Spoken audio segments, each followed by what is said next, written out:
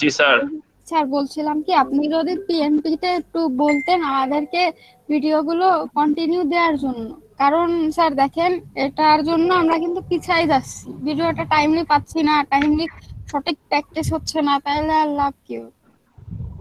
হ্যাঁ, এটা তো আমারও আতঙ্কের বিষয় যে একটা মানুষ যদি ভিডিও না দেয়। আমি কালকে পিপল এন্ড টেককে ফোন দিব, আপনারাও অবশ্যই ফোন দিবেন। জি আর অবশ্যই আমি দিব। কালকে পিপল এন্ড টেককে ফোন দিয়ে আমি বলবো, আর আপনারা যাদের মাধ্যমে ভর্তি হয়েছেন তাদেরকে একটু বলবেন যে, জি স্যার। তাদেরকে গিয়ে বলবেন যে ভাই ভাই এরকম সার্ভিস দিলে আমরা পরের ব্যাচে কিন্তু ভর্তি হবো না, বুঝছেন? তাহলে দেখবেন ভালো সার্ভিস দিবে। জি বুঝছি। আচ্ছা, থ্যাংক ইউ স্যার। হ্যাঁ, একটুখানি আমি আসতেছি, আমি এই যে স্ট্যান্ডটা একটু ওকে ঠিক করে নিই।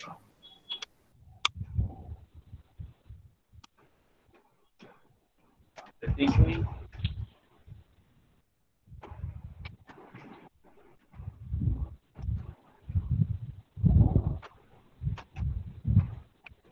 পিপল এন্ড টেকের সার্ভিস ভালো, আমি যতদূর জানি এদের সার্ভিস খারাপ না। কিন্তু কেন যে এটা এইবার তারা এরকম অনেকগুলা ব্যাচ তো গুলায় ফেলাইতেছে, বুঝতে পারছেন? অনেকগুলা স্কলারশিপ দেওয়া হয়েছে, তো এতগুলা ব্যাচের অনুযায়ী মানুষের রিসোর্স এরিয়া তো একটু কম, যে কারণে সার্ভিস দিতে হিমশিম খাচ্ছে। সমস্যা নেই, এটার আমি একটা সমাধান দিয়ে দিব। সমাধান যদি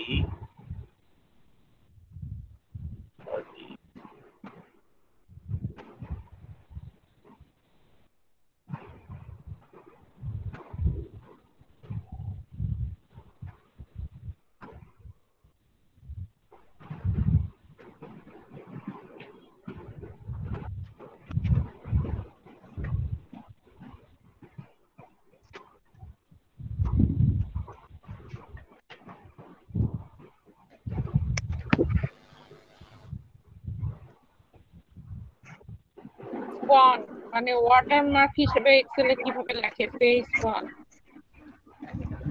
এক্সেলে ওয়াটারমার্কের কোনো অপশন নাই, তারপরেও যেটা আছে সেটা হচ্ছে জাস্ট 2 নাম্বারই বুদ্ধি। তবে মাইক্রোসফট এক্সেল এর 16 এর পরে যেটা আপডেট 19 আসছে, ওখানে ওয়াটারমার্কের অপশন আমি দেখেছি। সো দেখাবো নি। So let's start. আজকে স্ট্যান্ডে আমি ক্লাসই নেব না, আমি নর্মাল ইয়েতে ক্লাস নেব, টেবিলেই ক্লাস নেব। স্ট্যান্ডের অ্যাডজাস্টমেন্টটা হচ্ছে না, যাই হোক। ডাটা ভ্যালিডেশনের আগে ডাটা ফরম্যাটিংটাও important. Data formatting,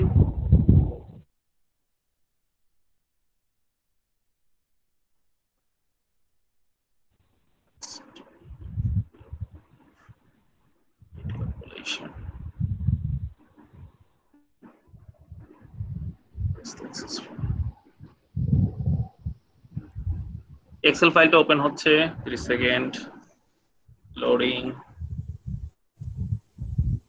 present now window.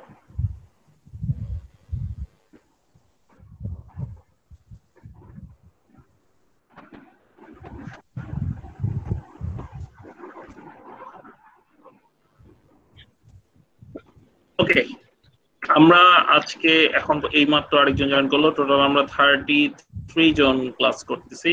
And আমি রেকর্ড অন করে দিয়েছি, প্রেজেন্ট নাও বাটনে দিয়ে দিচ্ছি। প্রেজেন্ট নাও চলে এসেছে অলরেডি। উইন্ডো উইন্ডো এই মাত্র জয়েন করলেন আরো একজন। সো বাকি যারা আনমিউট আছেন তাদেরকে মিউট করে দিচ্ছি আমি, কোনো সমস্যা নাই। Mute mute. and I'm sorry for the bad starting. আজকে আমার স্টার্টিংটা স্মুথলি আমি করতে পারি নাই, কারণ আমার স্ট্যান্ডটাও একটু জ্বালাচ্ছিল, সব মেলা টাইমের এদিক ওদিক হয়ে গেছে। সো আমরা শুরু করি। আজকে আমরা শিখবো হচ্ছে মাইক্রোসফট এক্সেলে কিভাবে ডাটাটা সুন্দরভাবে ভ্যালিডেট করে এন্ট্রি করা যায়। ধরেন আপনি একটা, দেরি করে আসলে তো ক্লাসের ভিতরে হ্যাম্পার হয়, যাই হোক, এন্ট্রিটা কিভাবে পারফেক্টলি করা যায় সেই বিষয়টা আমরা শিখব। আমরা নর্মালি এক্সেলে ডাটা সেট নিয়ে কাজ করি। ডাটা সেটের ভিতরে খুব সিম্পলি যদি আমরা serial number, ID, name, gender, date of birth, number of child, তারপরে এখনো মানুষজন জয়েন করছে।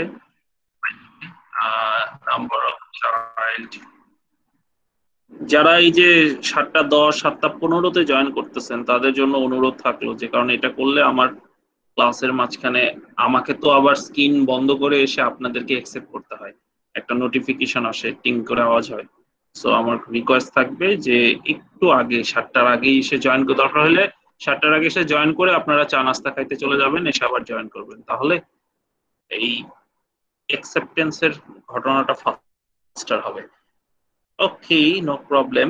সো আমরা আজকে শিখবো ডাটা ভ্যালিডেশন। সবার আগে ডাটা ভ্যালিডেশনের কাজটা কি? ডাটা ভ্যালিডেশনের কাজ হচ্ছে আপনি যে ডাটাটা ইনপুট করতে চাচ্ছেন, যেমন আপনি এখানে একটা ডাটা সেট বানাবেন, এই ডাটা সেটে আপনার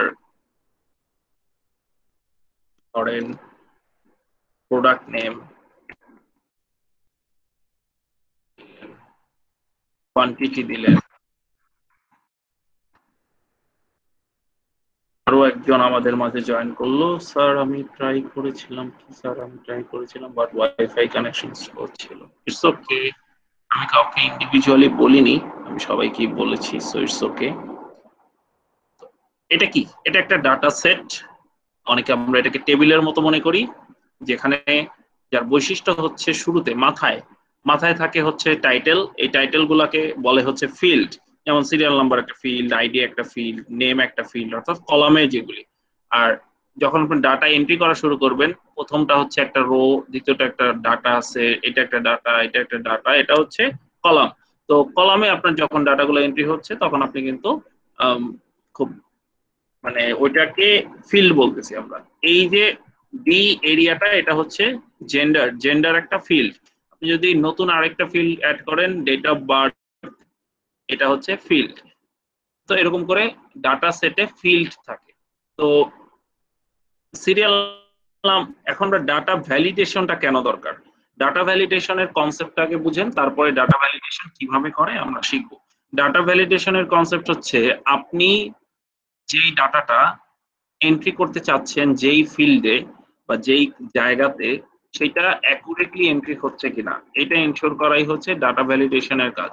এখন ধরেন আপনার এখানে দিলেন হচ্ছে সিরিয়াল নাম্বারে আপনার কেউ লিখলেন হচ্ছে M3, বা চাপ লেগে হয়তো 3 এসে গেল, এটা নিশ্চয়ই ভুল এন্ট্রি হয়েছে, কারণ আপনি তো এই থ্রিটার সাথে এম লেখার কথা না, এটা একটা মিস্টেক হয়েছে অথবা আমরা ভুল এন্ট্রি করছি। তো এই যখন সিনারিও হয় যে আপনি যে এন্ট্রিটা করার কথা ওই এন্ট্রিটার বদলে অন্য এন্ট্রি হয়ে গেছে, এটা আটকানোর উপায়টাই হচ্ছে ডাটা ভ্যালিডেশন। মানে ডাটাকে ছাঁকনি দিয়ে ছাঁকবে, ডাটাকে একটু যাচাই করবে, ডাটাকে একটু প্রসেস করে তারপরে সে কি করবে, ডাটাটাকে আপনার এন্ট্রি করতে দিবে। তো এইটাকে বলে হচ্ছে ডাটা ভ্যালিডেশন। সেটা সব ফিল্ডের ক্ষেত্রেই প্রযোজ্য। যেমন আপনার জেন্ডারের ক্ষেত্রে আপনি ডাটা ভ্যালিডেশন কেমন হবে, আপনি আইদার মেল এন্ট্রি করবেন অথবা ফিমেল এন্ট্রি করবেন, সর্বোচ্চ আপনি আদার্স এন্ট্রি করতে পারেন যদি আপনি এনজিওতে বা কোনো কোথাও কাজ করেন। তো এখন এখানে যদি আপনি এমন কিছু এন্ট্রি করেন, ধরেন ফিমেল বানান ভুল লিখলেন, আর যে কোনো কিছু লিখলেন, হ্যাঁ, এখন আপনি যদি একটা ভুল লেখেন, একটু লিখলেন বা ভুল লিখলেন, তো ভুল লেখার পরে এটা কিন্তু আপনার ডাটাবেজে যখন আপনি সার্চ দিবেন যে কয়জন ছেলে কয়জন মেয়ে, সেখানে কিন্তু এই যে এই ভুল এন্ট্রিটা হইলো, এই এন্ট্রিটা ছেলের মধ্যে পড়বে না, মেয়ের মধ্যে পড়বে না। তো আলটিমেটলি আপনার রিপোর্টটা কি আসবে? ভুল আসবে। আপনি যখন ডাটা অ্যানালাইসিস করবেন যে আমার কতজন ছেলে কতজন মেয়ের অ্যানালাইসিস করবেন, তখন কিন্তু এখানে যেহেতু এই এন্ট্রিটা ভুল, সেই জন্য এটা ভুল হচ্ছে। ঠিক একইভাবে ডেট অফ বার্থে যদি আপনি ধরেন, ডেটকে অবশ্যই ডেটের ফরম্যাটে এন্ট্রি করতে হয়। ডেটের ফরম্যাট কিভাবে করে, রাইট সেলফে ক্লিক করে ফরম্যাট সেল আমরা শিখেছি। ফরম্যাট সেলসে দিয়ে কি করতে হয়, আপনাকে খুব স্পেসিফিক্যালি একটা ফরম্যাট দেখায় দিতে হয় ডেটের, যে এখান থেকে দেখায় দিতে হয় যে আপনি কোন ফরম্যাটটা এন্ট্রি করবেন। তো সেই ফরম্যাটটা সিলেক্ট করে ওকে দিবেন, দেওয়ার পরে আপনি কিন্তু ইজিলি লিখে দিতে পারতেছেন যে আপনি যে কোনো ফরম্যাটে লিখলে ওই ফরম্যাটটাই আসবে। এখন আপনি যদি এমন কোনো ফরম্যাটে লেখেন যেটা এক্সেল ধরতে পারে না, ধরেন এই ফরম্যাটে লিখলেন, এইটা কিন্তু আসলে ডেটের কোনো স্ট্রাকচারই না। হ্যাঁ, ডেটের স্ট্রাকচার অ্যাকচুয়ালি কি, এক্সেলের ডেটের স্ট্রাকচার হচ্ছে প্রথমে মাস, তারপরে হচ্ছে দিন, তারপরে হচ্ছে বছর। এটা হলো মাইক্রোসফট এক্সেলের বেসিক স্ট্রাকচার। অথবা এই যে দেখেন, এটা করার পরে এক্সেল অটোমেটিক্যালি আপনাকে ফরম্যাটিং করে দিল এবং ফর্মুলা বারে দেখেন সে সুন্দর করে কিন্তু বলে দিচ্ছে যে আপনার কি ফরম্যাটে থাকার কথা, সেই ফরম্যাটটা সে দিয়ে দিচ্ছে। কিন্তু আপনি যদি ভুল ফরম্যাট দেন, এটা কিন্তু সে ডেট আকারে ডিটেক্টই করে নাই। কারণ কি, ডেট আকারে ডিটেক্ট না করার কারণে এখানে 21, 11, 19 হয়ে আছে। এটা যদি ঠিক মতে হইতো তাইলে এটা 21 নভেম্বর 2019, যেটা এই ফরম্যাটে কনভার্ট হয়ে যেত। কোন ফরম্যাটে? এই যে 11, 21, অর্থাৎ এক্সেলের ডিফল্ট যে ফরম্যাট সেটাই কনভার্ট হয়ে যেত। তো এক্সেলের ডিফল্ট ফরম্যাটে যেহেতু কনভার্ট হয়নি, তাহলে আমি এটা কেন বুঝাচ্ছি যে ডেট যদি আমি ভুল ফরম্যাটে এন্ট্রি করি, তাহলে কিন্তু আমি ফিল্টারিং এ যখন কাজ করব এখানে ফিল্টার কাজ করবে না। আমি যখন এখানে যোগফল যোগ করার চেষ্টা করব, ধরেন আমি এখানে দিলাম হচ্ছে 21শে নভেম্বরের সাথে একদিন যোগ করো, 21শে নভেম্বরের সাথে কয়দিন যোগ করব? একদিন যোগ করব, এন্টার দিলাম। তাহলে কবে আসলো? 22শে নভেম্বর আসলো।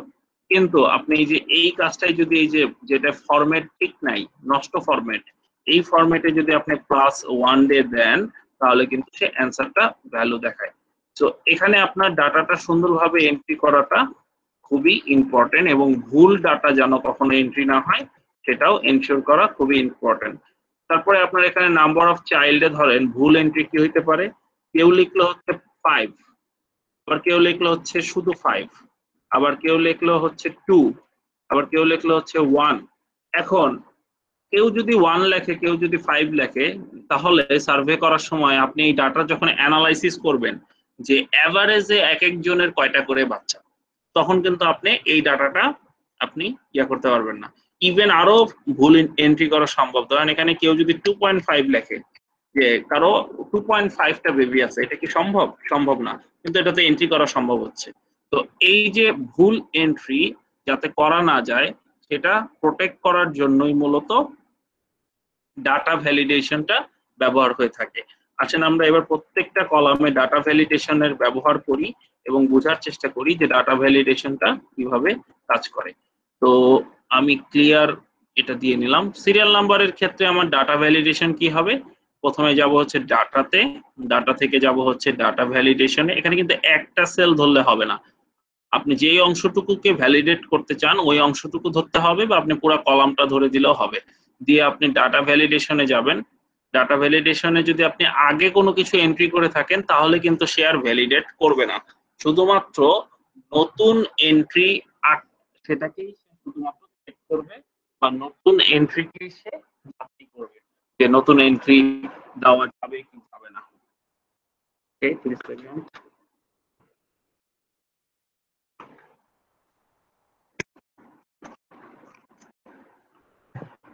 হ্যাঁ, এখানে আমি যেটা দেখাচ্ছিলাম যে ডাটা ভ্যালিডেশন কিভাবে অন করে। একটা কলাম সিলেক্ট করবেন, কলাম সিলেক্ট করে যাবেন হচ্ছে ডাটাতে, ডাটা থেকে যাবেন হচ্ছে ডাটা ভ্যালিডেশনে। খুব ইজি। এখন দেখেন ডাটা ভ্যালিডেশনের ভিতরে আপনাকে যে এরিয়াটা পপ আপ দেবে, সেখানে আপনাকে সেটিংস দেওয়া আছে এনি ভ্যালু। মাইক্রোসফট এক্সেলের সকল সেল বাই ডিফল্ট অটোমেটিক্যালি কি দেওয়া থাকে? এনি ভ্যালু দেওয়া থাকে, যে কারণে আমরা যে কোনো সেলে যে কোনো ডাটা এন্ট্রি করে ফেলতে পারি। কিন্তু আমরা যদি চাই যে না, আমি যে কোনো ডাটা এন্ট্রি করব না, আমি শুধু একটা স্পেসিফিক ডাটা এন্ট্রি করব, সেক্ষেত্রে আপনি এটা রেস্ট্রিক্ট করে দিতে পারেন। যেমন আপনি একটা সিরিয়াল নাম্বার কিন্তু একটা পূর্ণ সংখ্যা, সিরিয়াল নাম্বার কিন্তু 1.5, 1.6, 1.9 এরকম না। যেহেতু একটা পূর্ণ সংখ্যা বা ডেসিমাল মানে হচ্ছে দশমিক থাকবে। লিস্ট, লিস্ট মানে হচ্ছে একটা লিস্ট, এটা হতে পারে ডেজিগনেশনের লিস্ট, এটা হতে পারে ডিপার্টমেন্টের লিস্ট, এটা হতে পারে জেন্ডারের লিস্ট, মেল ফিমেল। তো এটা একটা লিস্ট। ডেট, ডেট খুব মানে সিম্পল, যে তারিখ, টাইম, সময়। এন্ড টেক্সট লেন্থের ভেরিফিকেশন দিতে পারবেন, অর্থাৎ আপনি চাইলে বলে দিতে পারেন যে এত ক্যারেক্টারের বেশি আপনি এন্ট্রি করতে পারবেন না, অর্থাৎ 50টা ক্যারেক্টার বা 30টা ক্যারেক্টারের বেশি এন্ট্রি করতে পারবেন না। ক্যারেক্টার কি? ফাহাম, FAHAM, এখানে 5টা ক্যারেক্টার, মানে এফ একটা ক্যারেক্টার, এ একটা ক্যারেক্টার, এইচ একটা ক্যারেক্টার। সো আশা করি বুঝতে পারছেন। তো আমি সিরিয়াল নাম্বারটা কি দিব? হোল নাম্বার দিব, কারণ হচ্ছে আমি কি চাচ্ছি, এটা একটা পূর্ণ সংখ্যা চাচ্ছি। সিরিয়াল নাম্বার কি শূন্যর চেয়ে কম হইতে পারে? পারবে না। So is greater than or equal to 1। আমার কনসেপ্টটা বুঝেন, এখানে আমি কি দিলাম? হোল নাম্বার হবে, পূর্ণ সংখ্যা হবে, greater than or equal to 1 হবে, অর্থাৎ একের চাইতে বড় হবে, দিয়ে ওকে দেন। এবার আপনি এখানে লেখেন 1 লেখেন, 2 লেখেন, কোনো সমস্যা নাই। কিন্তু যদি আপনি বাই চান্স 2.2 লিখে বসেন, তাহলে এন্টার দেন, সে কিন্তু এটা আটকায় দিবে যে আপনি যে ডাটাটা এন্ট্রি করতে চাচ্ছেন এটা ডাটা ভ্যালিডেশনের দ্বারা ফুলফিল হচ্ছে না, সো আপনি এটা এন্ট্রি করতে পারবেন না। সো এরকম করে কিন্তু এটার সেফটিনেসটা ইনশিওর হয়। ইভেন আপনি -5 দেন, এটা এন্ট্রি হবে না, কারণ শূন্যের চেয়ে নিচে গেলে এটা সম্ভব না। সো এইটা ছিল হচ্ছে একটা। আমি এরকম আরেকটু বেসিকে যেয়ে তারপরে অ্যাডভান্সে যাব। আইডিটাও এরকম, আইডিটা ধরেন আপনি একটা অর্গানাইজেশনের আইডি হচ্ছে NH07890, এরকম করে NH07894 বা এই টাইপ হচ্ছে অর্গানাইজেশনের আইডি। এখন তার মানে কি? এটার হচ্ছে আপনার টোটাল হোল ক্যারেক্টার হচ্ছে 1 2 3 4 5 6 7, 7টা ক্যারেক্টার। তো 7টা ক্যারেক্টার হইলে এই 7টা ক্যারেক্টারকে আপনি কিন্তু লক করে দিতে পারেন, যে ডাটা ভ্যালিডেশনে গিয়ে আপনার character length, text length minimum 7, ম্যাক্সিমামও 7, অর্থাৎ 7টা ক্যারেক্টার হতেই হবে। ওকে দিয়ে দিলেন। এবার দেখেন আপনি যদি NH079 এন্টার দেন, একটা ক্যারেক্টার কম থাকার কারণে এটা নিল না, বা আপনি NH বেশি লেখেন সেটা নিবে না। শুধুমাত্র যদি আপনি লেখেন NH07912, এই যে একদম অ্যাকুরেট 7টা ক্যারেক্টার যেহেতু আছে সেই জন্য এটা নিচ্ছে না। ডাটা ভ্যালিডেশন কোথায় ইউজ হয়? ধরেন আপনি নিজে যখন ইউজ করতেছেন তখন কিন্তু আপনি সচেতন, আপনি আপনার নিজের ব্রেন ব্যবহার করতেছেন, আপনি মানুষকে নিজেকে কন্ট্রোল করতেছেন, তো আপনি ভুল করার চান্স কম, এবং আপনি যেভাবে চাচ্ছেন, যে ফরম্যাটে চাচ্ছেন, যেখানে যা এন্ট্রি করতে চাচ্ছেন সেটা সুন্দরভাবে এন্ট্রি হচ্ছে।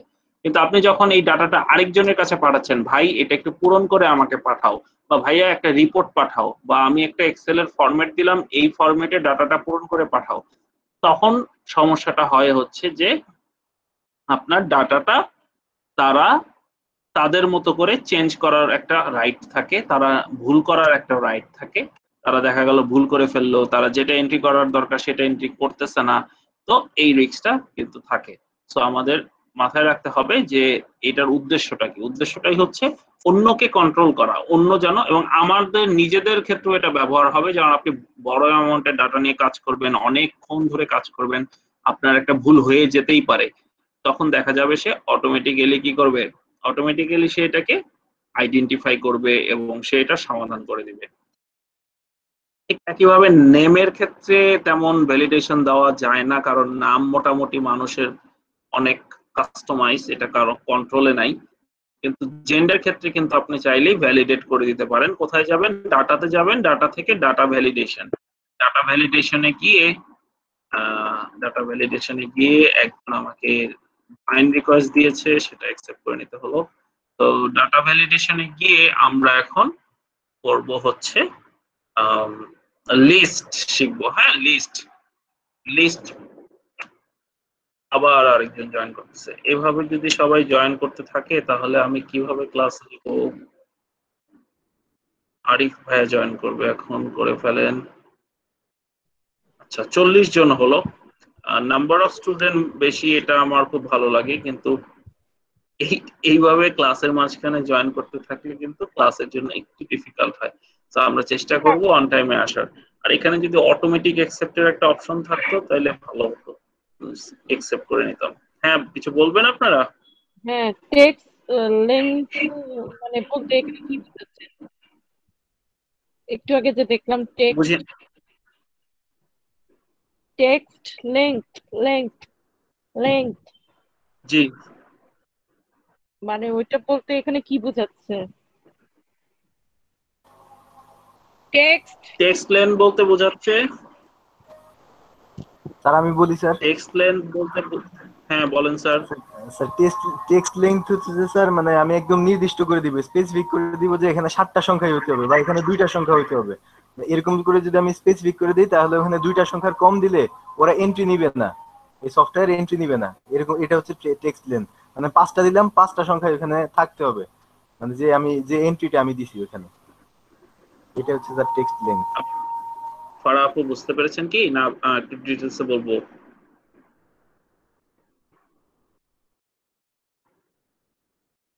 ক্লিয়ার না?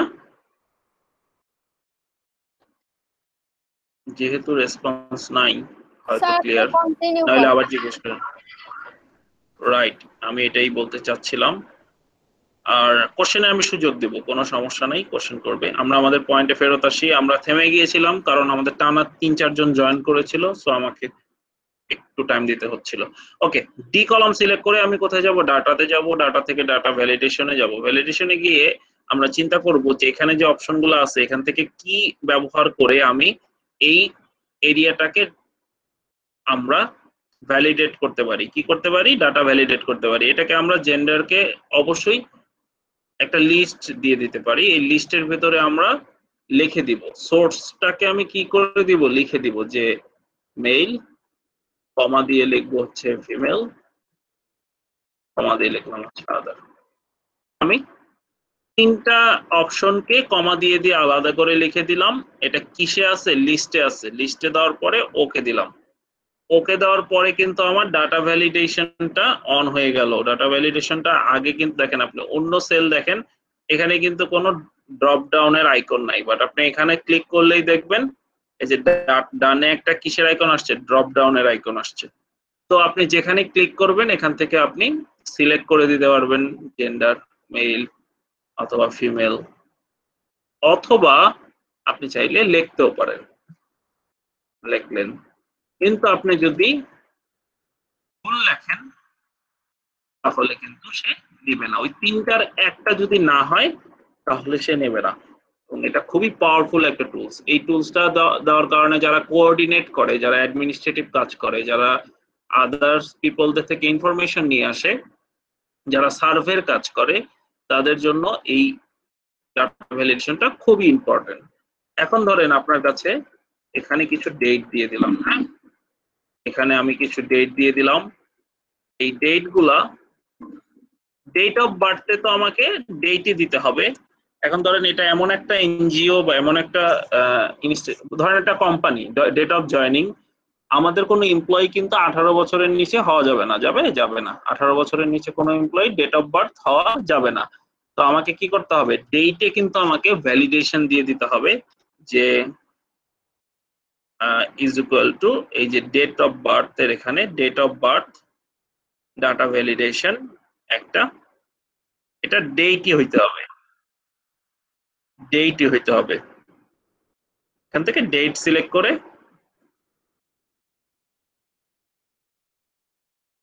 আপনি এরিয়া সিলেক্ট করে দিবেন। এখানে স্টার্ট ডেট আর এন্ড ডেট দিতে হবে যে আপনি এত তারিখ থেকে এত তারিখের মধ্যে মানুষদেরকে আপনাকে শুধু অ্যালাউ করবেন, বাকিদেরকে আপনি অ্যালাউ করবেন না।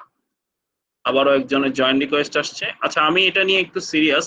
যারা ক্লাসে কন্টিনিউয়াস জয়েন রিকোয়েস্টটা, হ্যাঁ হঠাৎ নেট চলে গেল বা সেটা ঠিক আছে, কিন্তু আপনারা যদি এভাবে 7টা থেকে 7:30 পর্যন্ত 1-2 জন করে জয়েন করতে থাকেন তাহলে তো আমার জন্য খুব টাফ। শুরুতে দেখা যায় 14 জন ছিল, এখন এসে হয়েছে 43 জন। তার মানে আপনারা প্রায় ক্লাসের বাকি সবাই 10 জন বাদে সবাই 30-এর পরে জয়েন করছেন। এটা কিন্তু আমি কাম্য না, আশা করতেছি না। আপনারা একটু কাইন্ডলি টাইমলি আসবেন। দরকার হলে টাইমলি 7টার আগে জয়েন করে চা খাইতে চলে যান, সমস্যা নাই, চা খেয়ে আসলে জয়েন করেন। ঠিক আছে, সমস্যা নাই, কিন্তু মাঝখানে আসতে থাকলে আমার ক্লাস একসেপ্ট করাটা টাফ হয়। ওকে, আমি ডেট দেখাচ্ছিলাম। এখানে যদি আপনি নরমালি ধরেন যে কোনো ডেট আমি অ্যালাউ করব, কোনো লিমিট নাই, তাইলে আপনি একটা পুরান ডেট দিবেন। ধরেন আপনি দিলেন হচ্ছে 1/1/1900,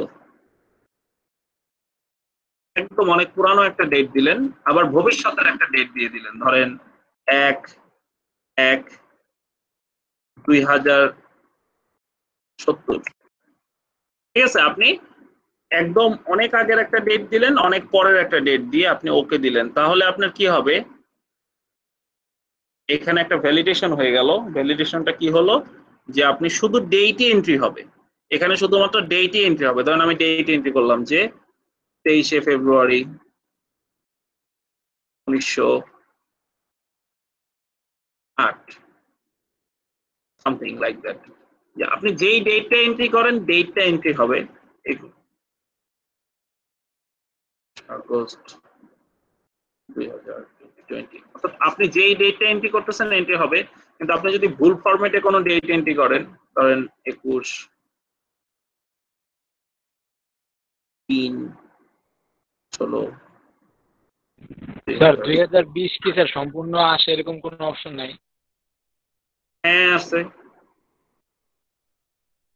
এই যে দেখেন, আপনি ডেটটা যেহেতু ভুল দিচ্ছেন সেই জন্য সেটা, এটাকে কিন্তু সে ডেট আকারে ধরতে পারে নাই, সেই জন্য সে এটা ওকে রিমাইন্ডার দিচ্ছে। আরেকজন ভাইয়া যেটা ডেট রিলেটেড একটা প্রশ্ন করলেন, যে আপনি এটা ফরম্যাট সেলসে গিয়ে আপনি এখান থেকে চয়েস করে দিবেন যে আপনি কোনটা চাচ্ছেন। এই যে এখানে একটা আছে, আর যদি আপনি মনে করেন যে এখানকার যেগুলো আছে এগুলো একটা আপনার পছন্দ হচ্ছে না, আপনি চাইলে কিন্তু কাস্টমসে গিয়ে এখান থেকে ডেটের আরো ফরম্যাট আছে, এখান থেকে আপনি যে কোনো একটা ডেটের ফরম্যাট চয়েস করতে পারেন। তাও যদি পছন্দ না হয়, এই যে এখান থেকে ডি মানে হচ্ছে দিন, এম মানে হচ্ছে মান্থ, ওয়াই ওয়াই মানে হচ্ছে ইয়ার। আপনি যদি এটাকে ওয়াই ওয়াই ওয়াই ওয়াই দেন, 4টা ওয়াই দেন, তাহলে এটা বছরটা পুরাটা দেখাবে।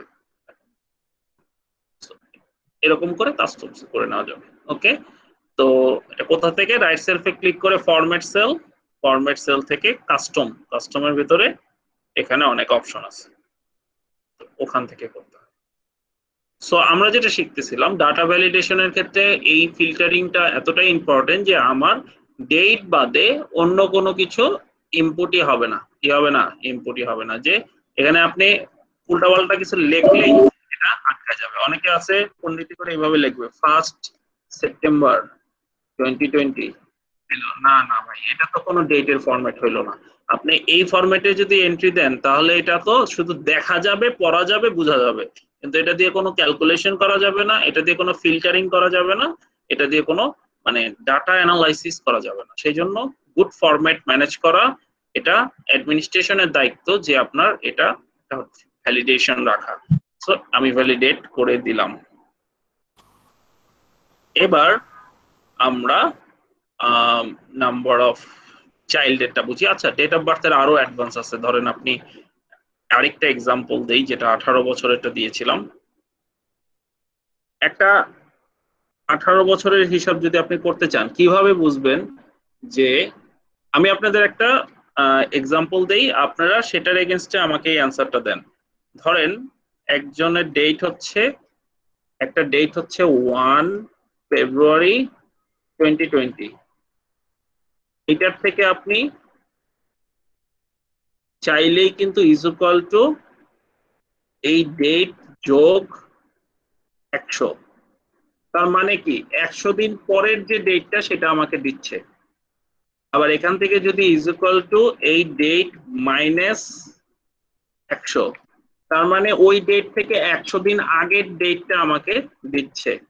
এতটুকু বুঝছি? এতটুকু যদি বুঝে থাকি, তাহলে আপনারা আমাকে বলেন যে কি করলে আমি এই জায়গাটাতে, এই জায়গায় যদি টুডে হয় is equal two today, is equal two today মানে কি আজকে, ইজ ইকুয়াল টু টুডে মানে কি আজকে, তার মানে সে আজকের তারিখটা দিবে। আজকের তারিখটা আমি ফরম্যাট করে দিই ফরম্যাট পেইন্টার দিয়ে, এটা কি আজকের তারিখ। আমি কি হইলে বুঝতে পারবো যে 18 বছর আগের তারিখটা? 18 ইয়ার্স, 18 বছর আগের যে তারিখটা এইটা এখানে আসবে। কিভাবে বুঝবো বলেন তো, কেউ বলতে পারবেন? আমি এখানে 18 বছর আগের তারিখ চাচ্ছি, অর্থাৎ 5 অক্টোবর 2000, তো এখন 2020, তো 18 বছর মানে হচ্ছে 2002 সাল। 2002 সাল। হ্যাঁ, 2002 সাল, এক্সেলেন্ট। তো এই জিনিসটা আমি ফর্মুলায় আনবো কিভাবে? কারণ আপনি যখন ডেটে ডাটা এন্ট্রি করবেন তখন তো এক একজনের ডেট অফ এক এক রকম হবে, যে কারণে আপনার এই জায়গাটা চেঞ্জ হয়ে যাচ্ছে। কি বলে আপনার এই যে এখানে আমরা যেটা দিছি, আমরা ডাটা ভ্যালিডেশনে কি দিব? ডেট যখন সিলেক্ট করব তখন আমাকে দিতে হবে কি স্টার্ট ডেট, আর একটা দিতে হবে এটা অনেক আগে এন্ড ডেট। হ্যাঁ, এটা অনেক আগের মানে হচ্ছে এটা 18 বছরের আগে দেওয়া যাবে না। স্টার্ট ডেটটা দিতে হবে হচ্ছে 18 বছরের আগে দেওয়া যাবে না, অর্থাৎ যারা 18 বছর হয় নাই যারা, তাদের দেওয়া যাবে না। আর এন্ড ডেটটা দিতে হবে হচ্ছে 18। আমি স্টার্ট ডেটটা অনেক পুরানো হবে। হ্যাঁ, স্টার্ট ডেটটা অনেক পুরানো হবে, এন্ড ডেটটা হবে হচ্ছে 18 বছরের বেশি হওয়া যাবে না। বুঝতে পারছেন? কারণ স্টার্ট ডেট আপনার অনেক, একটা মানুষের বয়স 60 হইতে পারে, 100 হইতে পারে, 50 হইতে পারে, 20 হইতে পারে। সেটা হচ্ছে, এটা হলো ওপেন থাকবে স্টার্ট ডেটটা। কিন্তু এন্ড ডেট যেটা, এন্ড ডেটের মধ্যে এমন একটা তারিখ দিতে হবে যেটা হচ্ছে আপনার 18 বছর আগের তারিখটা, আজকে থেকে 18 বছর আগের তারিখ। বুঝতে পারছেন? আজকে থেকে কত বছর আগের তারিখ? 18 বছর আগের তারিখ। বাকিরা যারা বুঝেন নাই তাদেরকে আমি খুলে এখানে ডিটেলসে বুঝাচ্ছি, ডিটেলসটা ফর্মুলাটা ভেঙে দেখাচ্ছি। এটা বুঝছি, ইজ ইকুয়াল টু টুডে মানে আজকের তারিখ আসে, এটা বুঝছি। Is equal two today first bracket শুরু ফার্স্ট ব্র্যাকেট শেষ, এটা লিখলে কি আসে? আজকের তারিখ আসে। তাহলে আমি 18 বছর আগের তারিখে যদি আমি যেতে চাই তাহলে আমাকে যেতে হবে হচ্ছে 365 দিন ইন্টু 18। এটা বুঝছি? জি স্যার, বুঝছি স্যার। 365 ইন্টু 18, তার মানে 6550 দিন আগে যদি আমি যাই, অর্থাৎ ইজ ইকুয়াল টু আজকের তারিখ থেকে আমি কতদিন পিছাবো? 6570 দিন, অর্থাৎ স্যার এখানে লিপ ইয়ার থাকে তো অনেক সময়। আমি একদম অ্যাকুরেটে যাচ্ছি না, এটা হচ্ছে আমাদের আনুমানিক আনুমানিক ইয়ার জন্য। এটা চাইলে আমি আরো অ্যাকুরেট দেখাইতে পারবো, সেই ফর্মুলাটা তো আপনাদের শিখাইতে অনেক কষ্ট হবে, সেটা তো আপনারা জানেন না। তো ওটা আপনাদের যখন শিখাবো, সিলেবাসে আছে, ওটা দেখাই দিলে তখন আপনারা পারবেন। লিপ ইয়ার না, আনুমানিক একটা এক বছর 18 ইয়ার এরিয়া, অর্থাৎ আনুমানিক বলতে একদিন এদিক ওদিক, 2 দিন এদিক ওদিক হতে পারে। হ্যাঁ, সো এখানে আপনার 365 দিন দিয়ে যদি আপনি ইয়া করেন তাহলে এত দিন মাইনাস করলে কত আসলো? ঠিক আছে, 10 অক্টোবর 2000। এইরকম ভাবে আপনি যদি এটা ভ্যালিডেশনে দিতে চান, এখানে কি করব আমরা, আমি ইয়াটা মনে রাখি কত ছিল আমার, 6570। তাহলে আমি ডাটা ভ্যালিডেশন দিব হচ্ছে ডাটা ভ্যালিডেশন, এটা স্টার্টিংটা যা খুশি থাক, কিন্তু বর্তমানটা হবে হচ্ছে is equal two today minus 6770 দিয়ে আমি ওকে দিলাম। মানে বুঝছেন যে আজকে থেকে নিয়ে 6570 দিন আগে। এখন দেখেন, আপনি যদি কাউকে রিসেন্টলি এন্ট্রি দেন যে 2018 সালে জন্ম, 1 ফেব্রুয়ারি 2018, সে কিন্তু এটাকে দেখতেছে এটা 18 বছর হয় নাই, সেজন্য সে এটাকে কি করতেছে, রং এন্ট্রি দেখাচ্ছে, মানে ডাটা ভ্যালিডেশন আটকায় দিচ্ছে। আপনি এটা এন্ট্রি করতে পারবেন না, আপনাকে আবার কি করতে হবে, ওই ব্যাক ডেটে যেতে হবে, অর্থাৎ 1990। এই যে পুরানটা আপনি এন্ট্রি করলেন, এখন এটা কিন্তু হইলো। বাট আপনি যে কোনো ডেট যদি আপনি ইয়াতে এন্ট্রি করেন, কি বলে 18 বছরের চেয়ে কম এন্ট্রি করেন, সেটা এখানে এন্ট্রি হবে না। এবং এখানে যেহেতু আমাদের ফর্মুলাটা টুডে দেওয়া আছে, টুডে দেওয়ার কারণে কি হইলো, টুডে দেওয়ার কারণে যেই দিন আপনি এক্সেল খুলবেন সেই দিন থেকে 665-তে চলে যাবে। এমন না যে আপনার মানে একদিন একটা ডাটা ভ্যালিডেশন দিলেন, পরের দিন আবার একটা ডাটা ভ্যালিডেশন দিতে হবে। আপনি কিন্তু একবারে ডাটা ভ্যালিডেশন দিয়ে দিবেন, যে কারণে ইজ ইকুয়াল টু টুডে দিয়ে আপনি এই কাজটা করতে পারবেন। এটা হলো ডাটা ভ্যালিডেশন ডেটের অংশ। আমি আরেকটা এক্সাম্পল দিই ডেটের data validation. Date of joining, date of confirmation, date of separation. এই তিনটার মানে কি? ডেট অফ জয়েনিং মানে হচ্ছে এমপ্লয়ি কবে জয়েন করছে,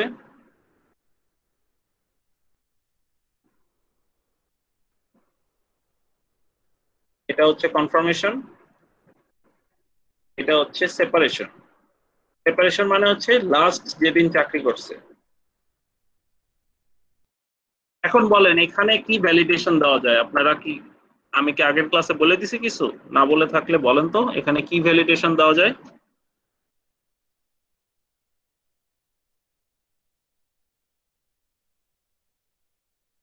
ডেট স্যার। হ্যাঁ, ডেটে কি ভ্যালিডেশন দিব? ডেটে যে স্যার আমি একটা সিনারিও লিখি, বলেন বলেন। ডেটে যে স্যার আমি ওই যে স্পেসিফিক ফরম্যাট গুলো লিখে দিব বা কাস্টমাইজ করেও লিখতে পারি। দরকার হবে না, ওটা তো ফরম্যাট। ফরম্যাট দিয়ে তো আপনার দেখতে কেমন লাগবে সেটা, আর ভ্যালিডেশন দিয়ে হচ্ছে আপনি ভুল ইনপুট হবে না। যেমন আপনি 1 জানুয়ারি 2020 একটা ডেট দিলেন, তার কনফার্মেশন হইল হচ্ছে 1 আগস্ট 2019। এটা কি হইল? না স্যার। এটা কোনোভাবেই হইল? এটা হইল না। কারণ একটা এমপ্লয়ি জয়েনই করছে হচ্ছে, হ্যাঁ এটা খুবই কমন একটা knowledge, date of join must be before date of, হ্যাঁ date of join must be before date of confirmation, right. এটা খুবই কমন সেন্স। ঠিক একইভাবে সেপারেশন, কেউ কেউ কি অনেক আগে চাকরি ছেড়ে চলে যেতে পারবে? পারবে না। তো এই সব জায়গায় কিন্তু ডাটা ভ্যালিডেশনটা খুবই ইম্পর্টেন্ট, যাতে আপনার টিমে যারা জুনিয়র আছে তারা যেন ভুল এন্ট্রি করতেই না পারে, বা আপনি যেই জায়গায় যেই রকম ডাটাটা চাচ্ছেন সেটাকে আপনি লক করে দিবেন। এখানে আমি ধরেন ডাটা ভ্যালিডেশন কি দিতে পারি, ডেট অফ জয়েনে আগে কনফার্মেশনটা দেখাই। কনফার্মেশনটা নরমালি 3 মাস থেকে 1 বছরের মধ্যেই হয়ে যায়। তো সেটা যদি হয়ে থাকে আপনার এখানে, তাহলে আপনি এটাকে ডেটে ভ্যালিডেশন দিয়ে দিতে পারেন হচ্ছে ডেট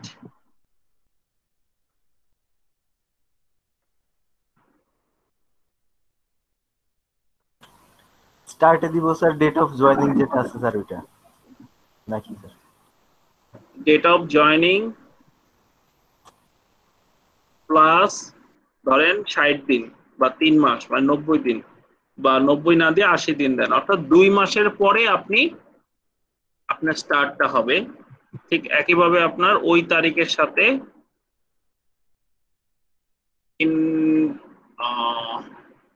365 দেন, 365, অর্থাৎ 1 বছরের মধ্যে আপনার কনফার্মেশন হইতেই হবে। এরপরে আর যদি কনফার্মেশনের ডেট দেন তার মানে এটা ভুল আছে, বা আপনাকে আবার রিচেক করতে হবে।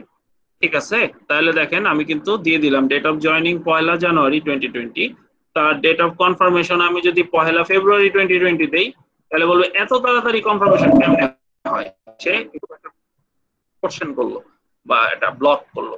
বাট আমি যদি 1 এপ্রিল করে দেই 2020, তাহলে সে সেটাকে অ্যাকসেপ্ট করলো। অর্থাৎ সে একটা নির্দিষ্ট সময়ের মধ্যে সে ডেটটাকে ক্যালকুলেট করতেছে। সেপারেশনের ক্ষেত্রেও একই, আপনি ডেট অফ সেপারেশন কখনোই কি করতে পারবেন না, আপনি আগে দিতে পারবেন না। জয়েন করার আগে চাকরি ছেড়ে কেমনে চলে যায়, তাই না? সেই জন্য আপনি এটাকে দিতে হবে হচ্ছে ইজ ইকুয়াল টু, মানে এটা ডাটা ভ্যালিডেশনটা হবে হচ্ছে, ডাটা ভ্যালিডেশনটা কি হবে, লিস্টে যাব আমরা, মানে ডেটে যাব আমরা, ডেটে গিয়ে বলবো হচ্ছে এই ঘর is greater than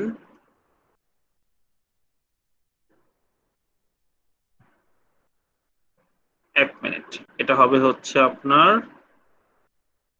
date of start, যে কোনো দিন, অর্থাৎ এটা শুরু হবে হচ্ছে এই ঘর +1, মানে যেদিন জয়েন করছে তার পরের দিনই সে সেপারেশন নিয়ে নিতে পারে, তার মানে একদিন বেশি দিয়ে দিলেই হইল। অথবা এটার এন্ড হবে হচ্ছে আপনার এই ঘর যোগ অনেক বছর বাড়ায় দেন, ধরেন 9999999, ঠিক আছে? তার মানে কি দাঁড়ালো? তার মানে হচ্ছে সে শুধুমাত্র সামনের দিকেই যাবে, পিছনের দিকে যাবে না। ইভেন এটা বিটুইন না দিয়ে কিন্তু আপনি আরো ইজিলি জিনিসটা করতে পারেন, গ্রেটার দেন দিয়ে দিতে পারেন, গ্রেটার দেন E1 জয়নিং, শুধু জয়নিংটা দিয়ে দেন, গ্রেটার দেন E1। ওকে, এখন দেখেন আপনি যদি 1 ডিসেম্বর 2020 দেন তাহলে সে নিবে, কারণ সে 1 বছর কাজ করছে। কিন্তু আপনি যদি 1 ডিসেম্বর 2019 দেন তাহলে সে নিবে না, কারণ 1 বছর আগে কেমনে সে চাকরি ছাড়ে? জয়েন করার আগে, জয়েন করার 1 মাস আগে সে কিভাবে চাকরি ছাড়ে? আবার কেউ যদি এমনে ডেট এন্ট্রি করে 1_December_2020, এটাও কিন্তু একটা ফরম্যাটের মতো দেখতে, কিন্তু এটা কিন্তু আসলে ডেট না। তো এই জন্য সে, যেহেতু এটা কোনো ডেটই না, তো এটা সে অ্যাকসেপ্ট করলো না। এবার আমি আপনাদের ডাটা ভ্যালিডেশনের ভিতরে দেখাই যে ডাটা ভ্যালিডেশনে কিন্তু আপনি চাইলে এইটুকু অংশ তো ছিল হচ্ছে শুধুমাত্র আপনি ভ্যালিডেট করলেন, এছাড়া আপনার কিন্তু ইনপুট মেসেজও দিতে পারেন, অ্যালার্ট মেসেজও দিতে পারেন। ইনপুট মেসেজ হচ্ছে আপনি যদি কোনো গাইড দিতে চান যে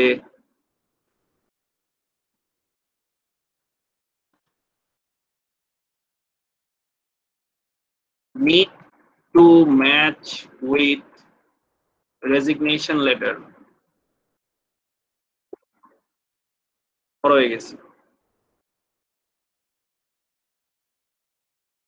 please check need to match with resignation letter and clearance file। ওকে, দিয়ে ওকে দিলেন। এখন দেখেন ও কিন্তু এখানে একটা গাইড দিল, আপনি যখনই আপনি এই ডাটাটা এন্ট্রি করতে যাবেন তখন কিন্তু সে এখানে একটা ভ্যালিডেশন নোট বা গাইড আপনাকে দিবে যে আপনি যে ডাটাটা এন্ট্রি করবেন সেটা এমন হইতে পারে একটা কনফিউজিং ফিল্ড, যেটার অ্যান্সার আসলে কি বুঝাতে চাচ্ছেন বুঝতেছেন না, তখন কিন্তু আপনি এরকম নোট দিতে পারেন, একটা টাইটেল দিয়ে প্লিজ চেক দিলাম, তারপর দিলাম need to match with resignation letter and clearance file, অর্থাৎ যে ক্লিয়ারেন্সের যে কাগজটা দিবে এবং যে রেজিগনেশন লেটারটা দিবে এই দুইটার সাথে কিন্তু ডেট অফ সেপারেশনের মিল থাকতে হবে। সো এটা কিন্তু যে এটা এন্ট্রি করতেছে সে কিন্তু তার মাথায় এটা আসবে যে আচ্ছা আমি যেহেতু এটা এন্ট্রি করব তার আগে আমি একবার দেখে নিই যে এটা ঠিক আছে। এখন আমি যখন ডাটা এন্ট্রি করব তখন আমার এটা আসবে। আরেকটা অপশন হচ্ছে এরর মেসেজ। হ্যাঁ, এরর মেসেজ হচ্ছে যে আপনি যখন ভুল করলেন তখন আপনি ইউজারকে কি জানাতে চাচ্ছেন, যেমন এখানে স্টপ আইকন দিতে পারেন, ইয়েলো আইকন দিতে পারেন, ইনফরমেশন আইকন দিতে পারেন, যে কোনো একটা আইকন দিবেন যে আপনি কেমন দেখাচ্ছেন এবং আপনি টাইটেলে দেখাই দিবেন হচ্ছে সামথিং রং,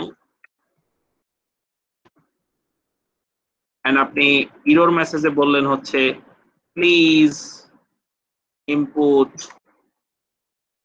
কারেক্ট মানে accurate format and make sure date of joining date of separation is greater than date of separation। অর্থাৎ আপনি আপনার ইনস্ট্রাকশনটা দিয়ে দিলেন, যদি ভুল করে ফেলি তখন সে ইনস্ট্রাকশন দিবে যে something wrong please input accurate format, মানে অ্যাকুরেট ফরম্যাটে ডাটাটা ইনপুট করো এবং মেক শিওর যে এরকম। ইভেন চাইলে আপনি আরো ডিটেলসে বলে দিতে পারেন যে অ্যাকুরেট ফরম্যাটের পাশে আপনি বলে দিতে পারেন যে DD dash MMM dash YY এইভাবে করে বলে দিতে পারেন। তাহলে সে একটু ভুল ফরম্যাটে এন্ট্রি করলে তার আপনার কাছে এখানে গাইড আসবে যে please input the accurate format DDMMMYY and make sure the date of separation is greater than date of joining is greater than date of separation, যদি দুইটা একই লিখে ফেলছি এরকম করে আপনি কাস্টমাইজ করতে পারেন। এটাকে আমরা কি শিখতেছি? আমরা ডাটা ভ্যালিডেশন শিখতেছি। আচ্ছা, আমরা আরো সামনে আগানোর আগে আপনাদের সবার জন্য একটু ফ্লোর ওপেন করে দেই।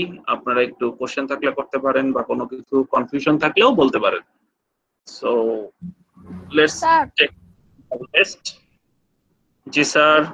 স্যার আমার হচ্ছে ইলেকট্রিসিটি চলে গেছিল, তাই হচ্ছে ওই ভ্যালিডেশনের অর্ধেক জেন্ডার ভ্যালিডেশন তারপর ডেট ভ্যালিডেশন পর্যন্ত দেখছি, তারপরে মিস এই মাত্র কোনো সমস্যা নেই, আপনি মিস করেছেন মোবাইলে দিয়ে থাকেন আর ভিডিও নিয়ে নিয়েন, সমস্যা নাই। আমার কাছে এরকম মানে অনেক ডাটা আছে, সমস্যা নাই। এটা জাস্ট দেখে নিলেই হবে, যে ভিডিওগুলো আছে ভিডিওগুলো দেখে নিলে হবে, সহজ জিনিস। আটকে গেলে বলবেন। তাই তো পাই না আমরা টাইম দিবে দিবে। আমি এটা খুব সিরিয়াসলি কালকে দেখব যে কেন দিচ্ছে না বা কি হয়েছে। আমি একটা ফোন দেই এখন, ঠিক আছে?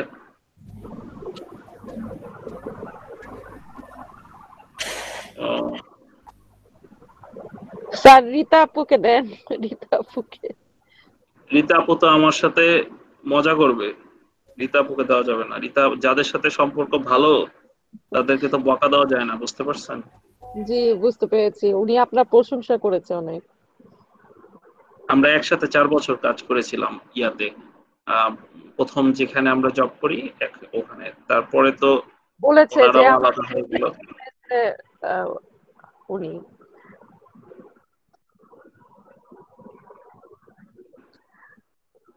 আপু অনেক ভালো, সেদিনও দেখা হলো। আমি ট্রাই করে দেখি পাই কিনা।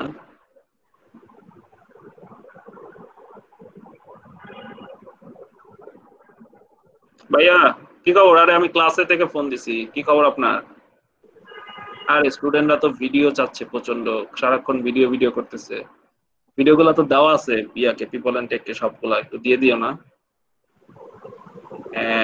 কালকে অবশ্যই সবাইকে মেইল করে দিয়েন, কারণ সবাই খুব হতাশ সেটা নিয়ে, বুঝছেন? ঠিক আছে। আর আপনি ওদের একটু খোঁজ খবর নিয়েন তো, ক্লাস কেমন যাচ্ছে, ঠিক মতো হচ্ছে কিনা। ঠিক আছে, কালকে কথা হবে না তাইলে। হ্যাঁ, টেক কেয়ার। ভাইয়া টেক্সট এবার আপনার প্রমাণ হয়েছে ফোন দিয়েছি। বলেন, আরেকবার বলেন কি হয়েছে। ওই যে টেক্সট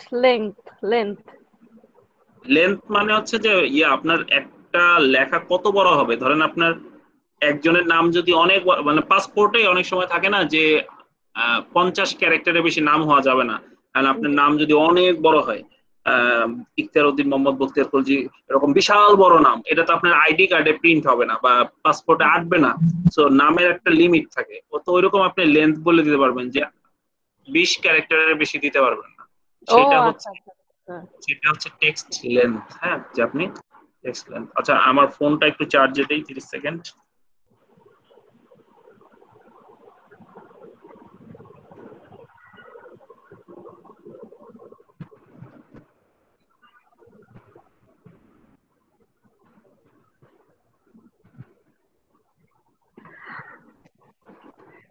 মানে রীতা আপুর কাছে ভিডিওর কথা বলেছিলাম, বুঝছেন? উনি বলেছে কি ওই যে এডিটিং হচ্ছে তো এর জন্য দেরি হবে। এই জন্যই বললাম, অনেকজন তো অনেকগুলা ব্যাচ একবারে করাচ্ছে, ওনাদের উপর চাপ পড়ে গেছে, যাতে একবারে হয় না সাধারণত। যাই হোক, সমস্যা নেই। স্যার ওই যে রেড বিটুইন আর ওই চার্টের ইয়েটা যদি একটু হালকা ভাবে দেখাইতেন। হালকা দেখাইলে আপু কোয়ালিটি থাকবে না তো। আমি হালকা দেখাইলে আপনি মনে করবেন আপনি পারেন, আপনাকে আমি দেখাই দিব, আপনি মনে করবেন আপনি শিখে ফেলছেন। আসলে তো এটা আসলে 2 মিনিটে দেখানো যাবে না আপু।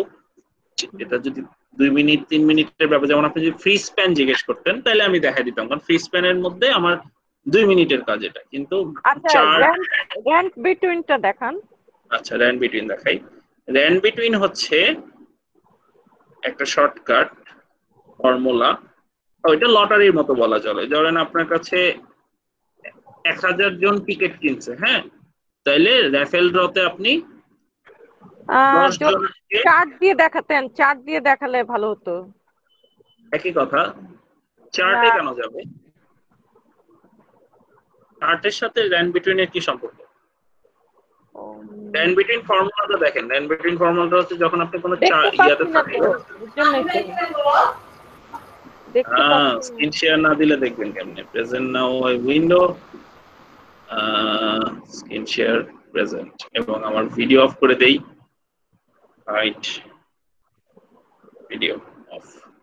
ওকে, র্যান বিটুইন হচ্ছে আপনার একটা ফর্মুলা যেটা হচ্ছে আপনাকে র্যাফেল ড্রর মতো কাজ করে। যেমন আমি 100 জনের থেকে 3 জনকে আমি লটারি দিব, তাইলে আমি কি করব? Is equal two ran between bottom. Bottom মানে হচ্ছে সর্বনিম্ন কত? সর্বনিম্ন 1। সর্বোচ্চ কত? সর্বোচ্চ হচ্ছে 100। তাহলে 100 জনের থেকে সে যে কোনো একজনের ডাটা এনে দিবে। এটা পুরাটাই কম্পিউটার জেনারেটেড একটা কাল্পনিক নাম্বার, এই যে 24। এরকম করে আপনি এটাকে বাকি জায়গায় পেস্ট করেন 39। এখন আমরা এটাকে কিন্তু যতবার এটা রিফ্রেশ হবে ততবার আপনার এই ডাটা আপডেট হতে থাকবে। যতবার এটা রিফ্রেশ হবে ততবার এটা ডাটা আপডেট হতে থাকবে। আর আপনি যদি এটা লক করে দিতে চান তাহলে পেস্ট করে ভ্যালু করে দিবেন। পেস্টে গিয়ে কপি করে নিয়ে পেস্টে গিয়ে পেস্ট ভ্যালু দিলেই এটা লক হয়ে যাবে। এখন আর ফর্মুলাটা চলে যাবে শুধুমাত্র পেজ ভ্যালু কোনটা? কই দেখতে পাচ্ছি না যে পেজ ভ্যালু। এরিয়া সিলেক্ট করে কপি করতে হবে। পেস্টের ড্রপ ডাউন ভ্যালুতে গিয়ে এই যে এখানে দেখেন পেস্টের নিচে দেখেন একটা অপশন আছে, দেখতে পাচ্ছি না কেন? কই দাঁড়ান স্যার, কই? আচ্ছা, এটা শিখে ফেলছেন পেজ ভ্যালু? আমার স্ক্রিন দেখতে পাচ্ছেন না? পেজ ভ্যালু স্ক্রিন তো দেখতে পাচ্ছেন? হ্যাঁ, জি জি। পেস্ট ভ্যালু হচ্ছে এখানে এসে এই যে পেস্টে নিয়ে পেস্টের ভ্যালুতে দিতে হবে। আর না শিখলে পেস্ট ভ্যালু লিখে সার্চ দেন না কোথাও, আপনাকে ছবি দিবে। ছবি দেখেছি। Thank you. Okay, let's continue. আমরা শিখতেছিলাম হচ্ছে ডাটা ভ্যালিডেশন। ডাটা ভ্যালিডেশনের ভিতরে আমরা ডেটের ভ্যালিডেশনটা শিখলাম। ডেটের ভ্যালিডেশন শিখলাম, কিছু ফর্মুলা দিয়ে ভ্যালিডেশন শিখলাম। এখানে কি হইতে হবে? এখানে কিন্তু পূর্ণ সংখ্যা হইতে হবে। কেউ কিন্তু বলতে পারবে না তার বাচ্চা হচ্ছে 2.5টা। তো এখানে আপনাকে পূর্ণ সংখ্যা হইতে হবে। এই জন্য এখানে আপনার ডাটা ভ্যালিডেশনে গিয়ে কি করতে হবে? ডাটাতে গিয়ে ডাটা ভ্যালিডেশনে গিয়ে আপনাকে দিতে হবে হচ্ছে হোল নাম্বার। এবং আপনি বলে দিতে পারেন যে এমন একটা কোন একটা রেজিস্ট্রেশন হচ্ছে যেখানে 4 জনের বেশি বাচ্চা থাকলে আপনি ওই রেজিস্ট্রেশনে অ্যালাউ করবেন না, তাহলে আপনি এটাকে 4 দিয়ে দিতে পারেন। বা 2 জনের বেশি বাচ্চা থাকলে এটা অ্যালাউ হবে না, তাহলে আপনি এখানে 0 থেকে 2 দিয়ে দিতে পারেন। তাহলে কেউ যদি নাম্বার অফ চাইল্ড ফ্রি দেয় তাহলে মেসেজ আসবে, sorry you are not eligible for this event or anything like that. বুঝতে পারছেন? এরকম আর কি। তো এখান থেকে আপনি ইয়ে করতে পারেন। আরেকটা ডাটা ভ্যালিডেশন হচ্ছে প্রোডাক্ট নেম। ধরেন প্রোডাক্টের একটা এক্সাম্পল দিই। ধরেন আপনার প্রোডাক্টের একটা শিটই আছে, হ্যাঁ, প্রোডাক্ট। ওকে, এবার আপনি দিলেন 1 2 3 এবং আপনি এটাকে বড় করেন। দিলাম iPhone 1, iPhone 2, something like that, হ্যাঁ। আচ্ছা, ধরেন এটা হলো প্রোডাক্টের সিরিয়াল নাম্বার, এটা হচ্ছে প্রোডাক্টের নেম। তাহলে আপনি এই জায়গাতে যদি প্রোডাক্ট নেম দেন, আপনি এখানে লিখলেন আপনার প্রোডাক্ট, কখনো লিখলেন iPhone 3, আর এখানে কেউ লিখলো হচ্ছে iPhone 3, বা এক একজন এক এক স্টাইলে লিখলো, বা iPhone 3। তো একই জিনিস কিন্তু মানুষ 3 ভাবে লিখলো। যখন আপনি সেলস রিপোর্ট বানাবেন যে আমার iPhone 3 কয়টা বিক্রি হইলো, বা আমার iPhone 3 কয়টা কোয়ান্টিটি বিক্রি হইলো, বা কত টাকা আইফোন থেকে আমার প্রফিট আসলো 3 থেকে, তখন কিন্তু আপনার রিপোর্ট এলোমেলো আসবে, রিপোর্টে ঝামেলা হবে, কারণ হচ্ছে আপনার ডাটা এন্ট্রির সময়ই ভুল এন্ট্রি হয়েছে। ডাটা এন্ট্রির সময় মানুষে এবং অনেকে এরকম ভুল করে, আইফোনের আগে একটা স্পেস দিয়ে দেয়, দুইটা স্পেস দিয়ে তারপর লেখে আইফোন 3, বা সফটওয়্যার থেকে নামাইছেন তারপর ডাটাতে আপনার ভুল আছে বা একটা স্পেস চাপ লেগে পড়ে গেল, তাহলে কিন্তু আপনি যখন ফিল্টার করবেন, আপনি যখন ফর্মুলা দিয়ে কাউন্ট করবেন, আপনি যখন ইফ লজিক ফর্মুলা দিবেন, তখন এই স্পেস বাটন, এই যে অ্যাকুরেট যে রিপোর্টটা সেটা কিন্তু আসবে না। সেই জন্য আপনাকে ডাটা ভ্যালিডেশন দিয়ে দিতে হবে। কিভাবে? এই যে এরিয়াটা সিলেক্ট করে নিয়ে ডাটাতে যাবেন, ডাটার থেকে ডাটা ভ্যালিডেশনে যাবেন, গিয়ে এইবার আমরা লিস্ট দিব। লিস্টে যে লিস্টটা কিন্তু আর লিখে দিব না। কেন লিখে দিব না? কারণ আপনার আইফোন 1 2 3 এরকম আইফোন, তার মাইকটা অন একটু বন্ধ করে দিয়েন, আইফোন 1, আইফোন 2, এভাবে যদি আমি লিখতে থাকি তাহলে আইফোন কিন্তু অনেকগুলো আছে। এক, দুই নাম্বার হচ্ছে এটা ডাইনামিকও হইতে পারে, অর্থাৎ কালকে আরেকটা নতুন প্রোডাক্ট অ্যাড হবে, একটা প্রোডাক্ট চলে যাবে, আরেকটা প্রোডাক্ট আসবে, প্রোডাক্ট কিন্তু ফিক্সড না। তো তখন যদি হয় তখন আপনার জন্য এটা ডিফিকাল্ট হবে ম্যানেজ করা, যে এখানে আইফোনটা কি হবে। তো আপনি তখন এখান থেকে কিন্তু চাইলে সিলেক্ট করে দিতে পারেন, এই যে এখানে এই যে এই আইকনটা, যেটা এই আইকনে চাপ দিলেই বলবে যে সোর্সটা দেখাই দিতে। তো সোর্সটা আপনি অন্য শিটে গিয়ে চাইলে এই বি কলামটা দেখাই দিলেন, বি কলামটা দেখাই দিয়ে আপনি আবার ছোট এই যে এই বাটনটা চাপ দেন, এই যে এই বাটনটায় চাপ দিলে আবার আপনার আগের জায়গায় ফেরত আসবে এবং আপনি ওকে দিয়ে দেন। এখন দেখেন এই যে সোর্স লিস্টটা কিন্তু এখন আরেকটা লিস্টের সাথে কানেক্টেড। এই যে প্রোডাক্টের যে কলামটা, এই কলামটা এই কলামের সাথে কানেক্টেড, অর্থাৎ আপনি এখান থেকে যে কোনো একটা প্রোডাক্ট সিলেক্ট করে দিতে পারবেন। আইফোন 4 দিলেন, আইফোন 5 দিলেন, এখানে কিন্তু আপনি উল্টাপাল্টা কোনো কিছু এন্ট্রি করতে পারবেন না। ঠিক আছে, ভালো কথা। আপনি নোকিয়া ফোন আসছে, আপনি এই প্রোডাক্টে গিয়ে আপনি 14 নম্বরে নোকিয়া এন্ট্রি করলেন। তো আপনি যখন এই জায়গায় আসবেন তখন আপনি এখানে দেখবেন আপনার নোকিয়া আসছে, নিচে দেখেন এই যে নোকিয়া আসছে। আবার ধরেন আপনার আইফোন 1 2 3 অনেক পুরানো হয়ে গেছে, সেগুলি আর এখন আমরা সেল করি না, তাহলে আপনি 1 2 3 ডিলিট করে দেন, তাহলে 1 2 3 আর আপনার এই লিস্টে থাকবে না। এটা আপনি যদি ডিলিট করে দেন পুরোপুরি, যেহেতু এটা ফাঁকা আছে সেজন্য এটা ফাঁকা, ডিলিট করে দেন। আর যদি আপনি 1 2 3 তে আসেন তাহলে আর আইফোন 4 থেকে শুরু হয়েছে, 1 2 3 আর নাই। বুঝতে পারছেন? সো এইটাই হলো লিস্টের কাজ। লিস্টের সবচেয়ে মজা হচ্ছে এটা ডাইনামিক। ডাইনামিক মানে হচ্ছে একটার সাথে আরেকটা রিলেশন থাকে। এটা কি রকম ব্যবহার আমরা করি? আমরা ডিপার্টমেন্টে ব্যবহার করি, ডেজিগনেশনে ব্যবহার করি। দেখা গেল একজনের ডেজিগনেশন হচ্ছে সিনিয়র এক্সিকিউটিভ এইচআর, আরেকজনের ডেজিগনেশন হচ্ছে সিনিয়র এক্সিকিউটিভ এইচআর, আরেকজন ডেজিগনেশন হচ্ছে সিনিয়র এক্সিকিউটিভ ড্যাশ এইচআর, আরেকজনেরটা এক্সিকিউটিভ হচ্ছে সিনিয়র এক্সিকিউটিভ হিউম্যান রিসোর্স। এই চারজনই কিন্তু সিনিয়র এক্সিকিউটিভ এইচআর। হ্যাঁ, এখন চারজনই চার ভাবে লেখছে, ডাটা এন্ট্রি করছে বা এন্ট্রি করা হয়েছে। অ্যাজ এ রেজাল্ট আপনার কোম্পানিতে কিন্তু তখন আর কোনো স্ট্রাকচার থাকলো না, বা আপনার যখন এক্সেল ফাইলটাতে কোনো স্ট্রাকচার ওয়েতে থাকলো না। আপনি যখন জানতে চাবেন যে আপনার কোম্পানিতে এইচআর এ সিনিয়র এক্সিকিউটিভ এই পোস্টে কয়জন আছে, আপনি কিন্তু অ্যাকুরেট রিপোর্ট পাবেন না। বা আপনি যদি মানে ফর্মুলা ব্যবহার করেন, যদি সিনিয়র এক্সিকিউটিভ এইচআর হয় তাহলে এটা হবে, ট্রুফ হলে এটা হবে, ফলস হলে এটা হবে, তখন এটা এখানে কাজ করবে না, কারণ সে আপনি লজিক দিবেন একটা, বাকি তিনটা তো এসে এখানে মিলবে না। সো এই জন্য এইটার স্ট্রাকচার মেনটেন করার জন্য আমরা কি করতাম, ধরেন এইটা একটা ডেজিগনেশনের ঘর, ডেজিগনেশনটা আমরা কি করি, আমরা ধরেন ডেজিগনেশনটা আরেকটা শিটে ডেজিগনেশন ডাটাবেসটা মেনটেন করি। পি আছে, ধরেন সিনিয়র এক্সিকিউটিভ ডেজিগনেশন 1 2, আমি ডেজিগনেশন না লিখে আমি ডেজিগনেশন 1 2 3 দিলাম। আপনারা নেট থেকে ফ্রি ডাউনলোড করে নিয়েন কিছু ফ্রি ডেজিগনেশনের ডাটা।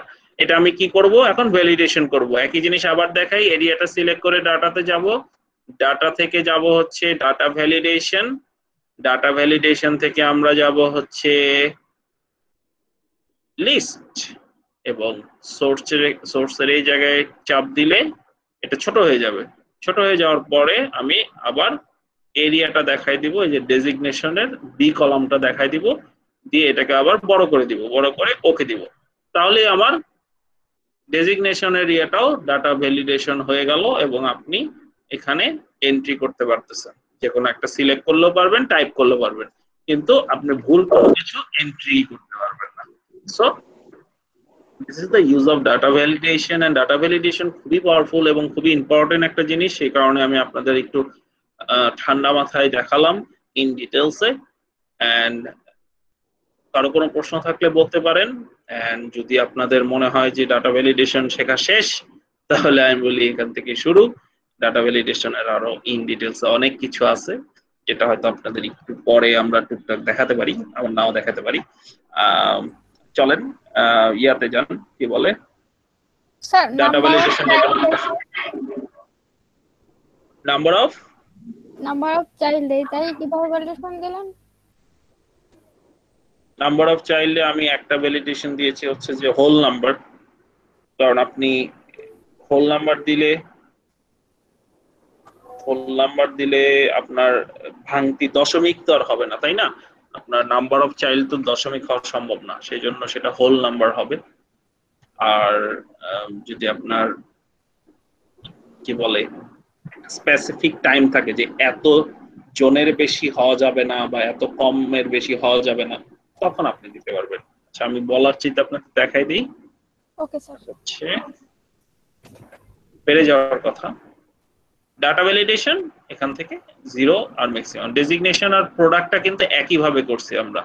প্রথমে ডাটা ভ্যালিডেশন, তারপরে হচ্ছে এই জায়গায় ক্লিক করলে এটা ছোট হয়ে যায়, তারপরে এখান থেকে এরিয়াটা দেখাই দিতে হয়, দেখাই দিয়ে আবার এটাকে বড় হয়ে যায়, বড় হয়ে যাওয়ার পরে ওকে দিতে হয়। ওকে, খুব সহজ। আপনারা বেটার 5 মিনিট সময় নেন, সময় নিয়ে একটু প্র্যাকটিস করেন। একটা জিনিস দেখছেন পারেন কিনা দেখেন, আর যারা মোবাইলে আছেন তারা হতাশা প্রকাশ করেন বা কোনো প্রশ্ন। একই তো ভাইয়া, ডেজিগনেশন তো একই। এই যে এখান থেকে ডাটাতে যাব, ডাটা ভ্যালিডেশন, তারপরে আমি এটা ধরেন খালি কিছু ছিল না, তাহলে আমি কি করব, এই যে এই বাটনটায় চাপ দিব। এটা চাপ দিলে কি হলো, আমার আরেকটা এই যে এটা ছোট হয়ে গেল। তখন আপনি এখান থেকে মুভ করবেন, কোথায় যাচ্ছেন, যেখানে আপনি যাবেন, এই যে ডেজিগনেশন এখানে, আপনি বি কলামটা সিলেক্ট করেন, করে এটা আবার উঠায় দেন, দিয়ে ওকে দেন। তাহলে আপনার ডেজিগনেশনটা এখানে কানেক্ট হয়ে গেল। আপনি চাইলে নতুন ডেজিগনেশন অ্যাড করতে চাইলে এখানে এসে অ্যাড করবেন, ডেজিগনেশন নাম্বার 19 বা এসআর সেলস রিপ্রেজেন্টেটিভ দিলেন, দিয়ে আপনি এখান থেকে ড্রপ ডাউন সিলেক্ট করলে যে দেখেন সবার নিচে এসআর আসছে। তো এরকম করে করে ডাটাটা ভ্যালিডেট করতে হয়, যাতে আপনার ভুল কোনো কিছু এখানে এন্ট্রি করারই কোনো ওয়ে না থাকে। ওকে, রেস্ট নেন 2 মিনিট, কোশ্চেন থাকলে প্রশ্ন করেন আর প্র্যাকটিস করেন। 5 মিনিট প্র্যাকটিস করেন, তারপরে আমরা ডাটা ভ্যালিডেশনের আরো ডিটেইলস দেখাবো যদি আপনারা শিখতে চান। স্যার আগে থেকে যদি ভুল থাকে, এরপর যদি আমি ভ্যালিডেশনের লিমিটগুলো করে দিই, তাহলে আগের ভুলগুলো তো মনে হয় আর ঠিক করা যাবে না, মানে ওইটার জন্য আর কোনো মানে আমাকে কোনো ই দিবে না। ঠিক করা যাবে, ঠিক করার অন্য বুদ্ধি আছে, যে আপনি বোঝার চেষ্টা করলেন যে কোনটা কোনটা কি আছে।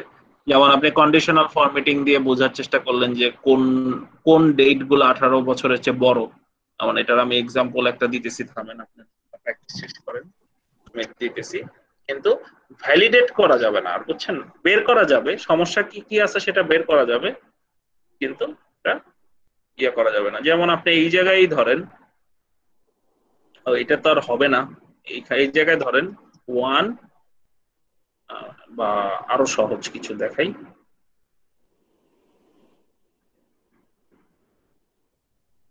আমি ধরেন ডাটা ভ্যালিডেট করতে চাচ্ছি, শুধুমাত্র 2020 সালের তারিখগুলো থাকবে।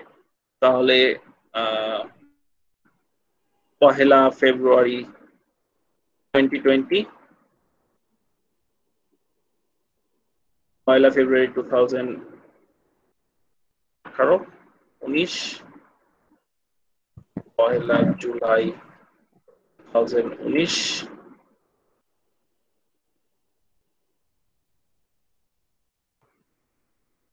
এই যে এখানে কিছু ডেট আছে, আমি চাচ্ছি শুধু 2020 গুলাই এন্ট্রি করা যাবে, 20 বাইরে এন্ট্রি করা যাবে না। কিন্তু 20 বাইরে তো এন্ট্রি অলরেডি হয়ে গেছে, সেটা আমরা বের করব কেমনে? সেটা আপনি অনেক ভাবেই করতে পারেন। অনেক ডাটা যখন থাকবে, আপনি কন্ডিশনাল ফরম্যাটিং শিখছেন না, কন্ডিশনাল ফরম্যাটিং ব্যবহার করতে পারেন। ইজ, বিটুইন, বিটুইন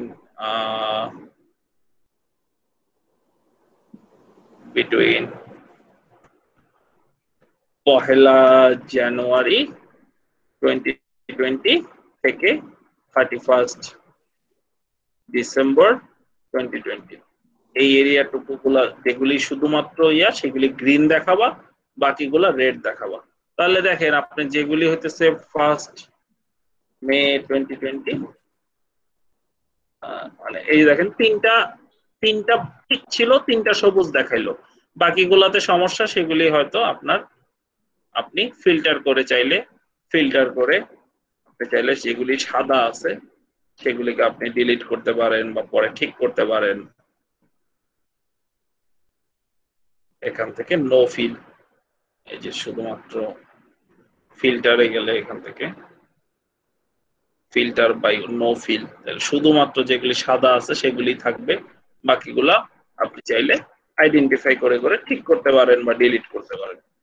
এটা ভ্যালিডেশন ঠিক করার টেকনিক আপনার হাতে, আপনি যেই টুলস যেভাবে ব্যবহার করতে পারবেন সেটা দিয়ে আপনি ডাটা কন্ডিশনাল ফরম্যাটিং এর কাজ তো ছিল হচ্ছে যেন দেখতে সুন্দর হয়, প্রিন্ট করার জন্য ভালো হয়, কিন্তু আমরা এটাকে এই জায়গায় ব্যবহার করলাম।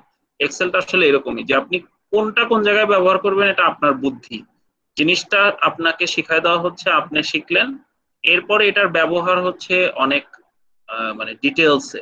আপনি এটা কিভাবে করবেন এটা অ্যাকচুয়ালি আল্লাহ ছাড়া কেউ জানে না, আপনি জানেন, আর আপনার মেধার উপর ডিপেন্ড করে এটা।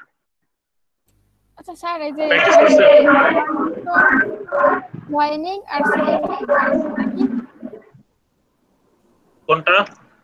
এই যে আপনার স্ক্রিনে আছে জয়েনিং, কনফার্মেশন, সেপারেশন। হ্যাঁ, এটা মানে কোশ্চেনটা কি ছিল? মানে টপিকসটা যদি একটু বলতেন। আচ্ছা, ওই তিনটার মানে কি? তিনটার মানে হচ্ছে কোনো মানুষ যখন কোম্পানিতে জয়েন করে, চাকরি শুরু করে, তখন হচ্ছে তাদের প্রথম দিন যেটা, সেটা হচ্ছে ডেট জয়েনিং। তারপরে যারা প্রভিশনারি চাকরি জয়েন করে, যেমন প্রথম 6 মাস, হ্যাঁ 6 মাস পরে কনফার্মেশন হয়। আর যারা চাকরি ছেড়ে চলে গেল, তার লাস্ট ওয়ার্কিং ডেটা হচ্ছে সেপারেশন। এটা শর্টকাট লিখছিলাম তো এই জন্য আপনাকে বুঝাইতে কষ্ট হয়েছে, এই জন্য যদি শর্ট ডিটেলসে লিখতাম তাহলে হয়তো সমস্যা হতো না। কি আমরা তাহলে সামনে আগাইতে পারি আস্তে আস্তে।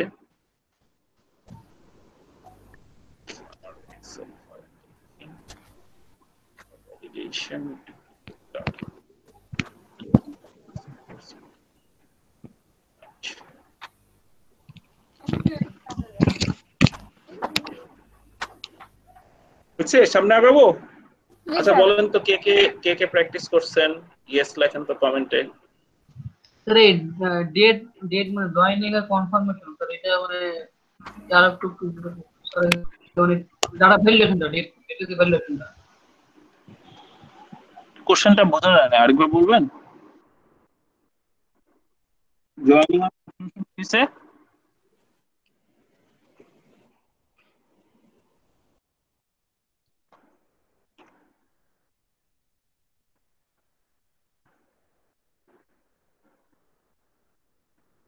কে যেন কোশ্চেন করলো ভাইয়া, আমি বুঝি নাই।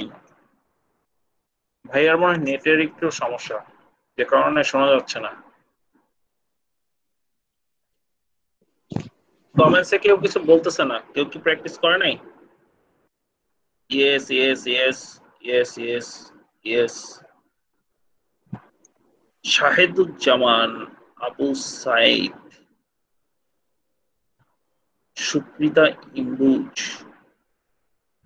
সাইফ ভাইয়া, মনিরুজ্জামান ভাই, শাহরিয়ার আহমেদ ভাই, হাসান ভাই, ফারা আপু, সাইফ ভাই। ওকে স্যার প্রথম পেজে যান তো। প্রথম পেজ ভাইয়া এড আমি বুঝছি মানে আরহানা যাচ্ছি। ইফাকু she can't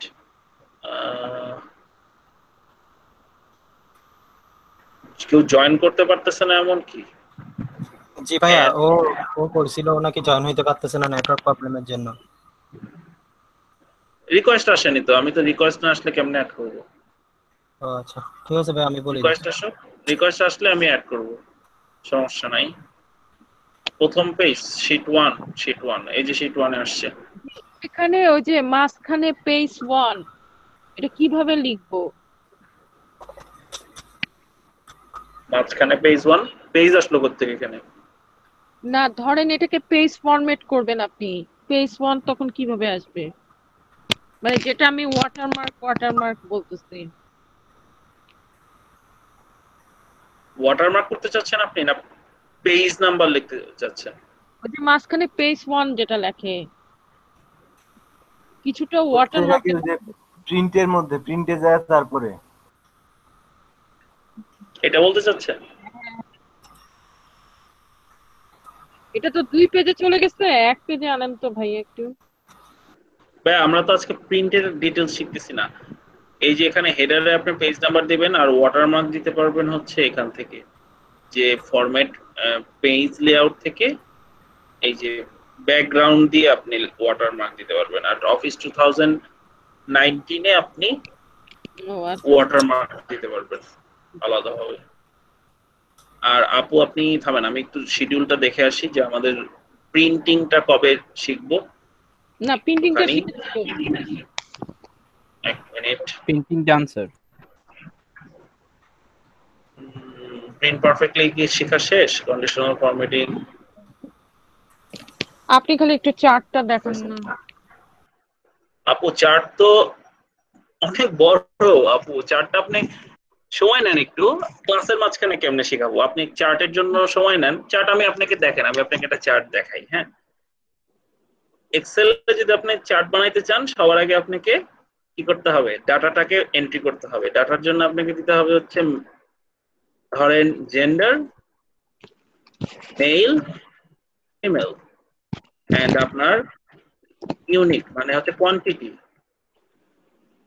প্রেজেন্ট যে কয়জন প্রেজেন্ট আছে। হ্যাঁ, প্রেজেন্ট আপনার 45 জন, 60 জন বা 50 জন।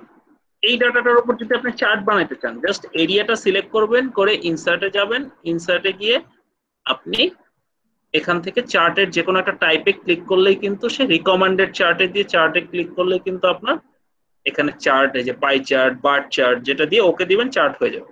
আচ্ছা, কিন্তু স্মার্ট এটা তো হলো স্টার্টিং। এখন এটা তো 4 ঘন্টা কন্টিনিউ করা সম্ভব চার্টের, তা আমি তো চার্টকে দেখাবো কিভাবে আপু বলেন? স্মার্ট সময় দিতে হবে। কোনটা? Smart art. Smart art smart art তো আরো সহজ। স্মার্ট আর্ট আপনি চেষ্টাই করেন নাই। চেষ্টা যদি করতেন তাহলে আপনি আমাকে এই কোশ্চেনটা করতেন না। স্মার্ট আর্ট হচ্ছে এখানে যাবেন ইনসার্টে, ইনসার্টে গিয়ে যে স্মার্ট আর্ট বাটনে ক্লিক করবেন। ক্লিক করলে এখানে দেখেন বিভিন্ন রকমের ফরম্যাট আছে। যে কোনো একটা ফরম্যাট সিলেক্ট করবেন। ধরেন আপনি এইটা সিলেক্ট করলেন, দিয়ে ওকে দেন। তাহলে এখানে ওকে দিলে আপনাকে প্রথম স্টেপে বলবে হচ্ছে যে এটা স্টেপ 1, স্টেপ 2, স্টেপ 3। ফার্স্টে হচ্ছে জব পোস্ট, তারপরে হচ্ছে সিভি সর্ট, তারপরে হচ্ছে ইন্টারভিউ কল, তারপরে হচ্ছে সিলেকশন। স্যার আপনি কি একটু ইমেল পাবেন? এই যে আপনি প্রসেসটা বানালেন, প্রসেসটা আপনি কিন্তু এই যে প্রসেসটা বানালেন চার্টে, এটা কিন্তু আপনি ইজিলি বানায় ফেললেন। তো এটা হলো স্মার্ট আর্টের কাজ, যে আপনি একটা প্রসেস ড্র করলেন, একটা সিস্টেম ড্র করলেন, যেটা আপনি একটা মানে স্ট্রাকচারের এইটাতেই অর্গানোগ্রামও এটা দিয়ে করা যায়। অর্গানোগ্রাম করার জন্য আপনাকে করতে হবে হচ্ছে স্মার্ট আর্টের ভিতর গিয়ে অর্গানোগ্রাম বাটনে ক্লিক করতে হবে। ওখানে অর্গানোগ্রাম আছে স্মার্ট আর্ট। কিন্তু এক অর্গানোগ্রামের জন্য তো আমি 1 ঘন্টার ক্লাস নিতে পারি, কিন্তু আমি তো অর্গানোগ্রাম আপনাদের আজকে সিলেবাসে নাই, নইলে আমি তো আপনাদের দেখাইতে পারি, তাই না? তো স্মার্ট আর্ট দেখেন, অন্তত পেজ লেআউট। ইমেল করেছিলাম, ইমেলটা একটু খুলতে পারবেন? আমি ইমেল খুলেছি, কিন্তু ওটা আবার আমি কাজ হিসাবে মার্ক করে রেখে দিয়েছি। সমস্যা হচ্ছে আমি এখন মানে নতুন ডিপার্টমেন্টের চার্জে যাচ্ছি, তো আমি আসলে খুব চাপের মধ্যে আছি। অফিস টাইমে আসলে আমি আপনাদের হেল্পই করতে পারি না। আর অলরেডি আমার 2টা ব্যাচ চলতেছে, আপনাদের সাথে একটা চলতেছে, আরেকটা ব্যাচ। লাস্ট যেটা ইমেল করেছি ওইটার মধ্যে কিন্তু আমি অর্গানোগ্রাম পাঠিয়েছি। তো অর্গানোগ্রাম আপু, কিন্তু আপু আপনি বেটার এটা নিয়ে আমার সাথে জাস্ট একটু সময় দেন। আমি এই যে মাসের শুরু, তো আমি দায়িত্ব বুঝে নেই। আমি একটু ফ্রি হইলে আমি আপনাকে 9টার পরে ক্লাস 9টা পর্যন্ত হয়, 9টার পরে আমি আধা ঘন্টা আপনাকে টাইম দিলাম, আপনি সলভ করে নিন। হ্যাঁ, কিন্তু আসলে ক্লাসের মাঝখানে বললে যে আপনার সাথে আমি কথা বলতেছি, বাকি 37 জন কিন্তু ওয়েট করতেছে, এই জিনিসটা আসলে অড হবে। যে আমি চাচ্ছি না যে আসলে সিলেবাসের বাইরে কিছু করা। সিলেবাসে থাকি, আমরা যখন এক্সট্রা কিছু করব আপনি আমাকে ক্লাসের বাইরে প্রশ্ন করেন। এটা ক্লাসের শেষেও হইতে পারে, বাইরে যে হতে হবে এমন না, শেষেও ক্লাসের শেষে প্রশ্ন করেন, তাহলে জিনিসটা ইজি হবে আমাদের জন্য। So let's continue. আর আমি রিকোয়েস্ট করব কারো প্রশ্ন থাকলে ওরিয়েন্টেড কোশ্চেন করবেন। যেমন আজকে ডাটা ভ্যালিডেশন হচ্ছে, আপনি ডাটা ভ্যালিডেশন রিলেটেড প্রশ্ন করেন। আর যদি ডাটা ভ্যালিডেশনের বাইরে কোনো প্রশ্ন থাকে সেটা আপনি করবেন হচ্ছে ক্লাসের শেষে গিয়ে, অথবা সবাই আমার ফেসবুকে আছেন, আমি আপনাদের ফেসবুকের লিংক দিয়ে দিচ্ছি আবারও, fb.com/highfaham। এখানে আপনি আমাকে পাবেন, এখানে আমার সবকিছু রয়েছে। So thank you very much. আমি আবার পয়েন্টে ফেরত আসি। আমরা যা শিখতেছিলাম সেখানে আজকে আমরা আরেকটা টপিক শিখবো, সেটা হচ্ছে অফসেট। একটু দেখতে চাইছেন, আমি অফসেটটাও দেখাবো, সেই সাথে আমি আবার ইয়াটা দেখাবো, ডুপ্লিকেশন কিভাবে ম্যানেজ করতে হয় সেটা দেখাবো। তো আসেন ডুপ্লিকেশন কিভাবে ম্যানেজ করে দেখি। ডাটা, আচ্ছা কেউ কিন্তু মাইন্ড করেন না, আমি কিন্তু সবার ভালোর জন্য এই কথাটা বলছি যে আসলে এখন আমরা কন্টিনিউ করব, যে আসলে আমাদের উদ্দেশ্যই থাকে হচ্ছে সবাইকে হ্যাপি রেখে লার্নিংটা এনশিওর করা। তো আমরা এখানে যেটা করলাম হচ্ছে কিছু ডাটা ইনপুট করেছি। ধরেন আমি আইফোন 4, এটা 2বার হয়ে গেল, ধরেন আইফোন 4, তারপরে 11 2বার হয়ে গেল। সো এই সিনারিও যখন হবে, এটাকে আমরা কি বলতে পারি? ডুপ্লিকেশন না? ডুপ্লিকেশন তো, কারণ কি আমার এখানে যে কয়টা ডাটা আছে এটার ভিতরে 2টা ডাটা ডুপ্লিকেট আছে। আইফোন 4 2বার আছে, আর আইফোন 11 2বার আছে। ডুপ্লিকেশন কিভাবে আইডেন্টিফাই, মানে 2টা বিষয় আছে এখানে। এখানে আপনাকে আইডেন্টিফাই করা লাগতে পারে, অথবা আপনাকে এখানে আপনার ডিলিট করে দিতে হইতে পারে। সো আইডেন্টিফাই এক জিনিস, ডিলিট করা আরেক জিনিস। Is equal two RAND between ধরেন আমি 4 থেকে নিয়ে 6টা দিলাম। তো এখানে আমার কি হলো, এখানে আমার কাছে বিভিন্ন রকমের ডাটা থাকতে পারে, যেমন 4 ডুপ্লিকেট, 4 5 ডুপ্লিকেট, কিন্তু এগুলি ডুপ্লিকেট।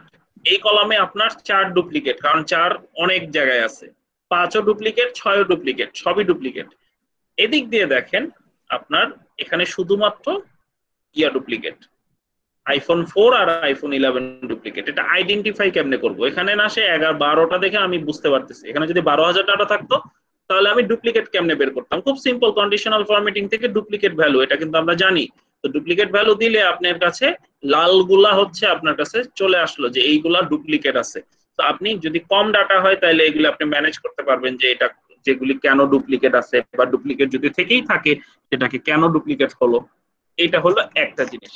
আরেকটা জিনিস হচ্ছে যে এই জায়গায় যদি আপনি ডুপ্লিকেট কনসিডার করেন তাহলে কিন্তু আপনার ডুপ্লিকেট ভ্যালু দেখেন সবই ডুপ্লিকেট দেখাচ্ছে, কারণ এখানে সবই একাধিকবার আছে। তো ডুপ্লিকেট ভ্যালু ম্যানেজ করার ক্ষেত্রে আরেকটা অপশন যেটা, সেটা আমি এখন আপনাদের দেখাবো, সেটা হচ্ছে রিমুভ ডুপ্লিকেট। রিমুভ ডুপ্লিকেটের কাজ কি? রিমুভ ডুপ্লিকেটের কাজ হচ্ছে আপনি যখন ক্লিক করবেন ডাটা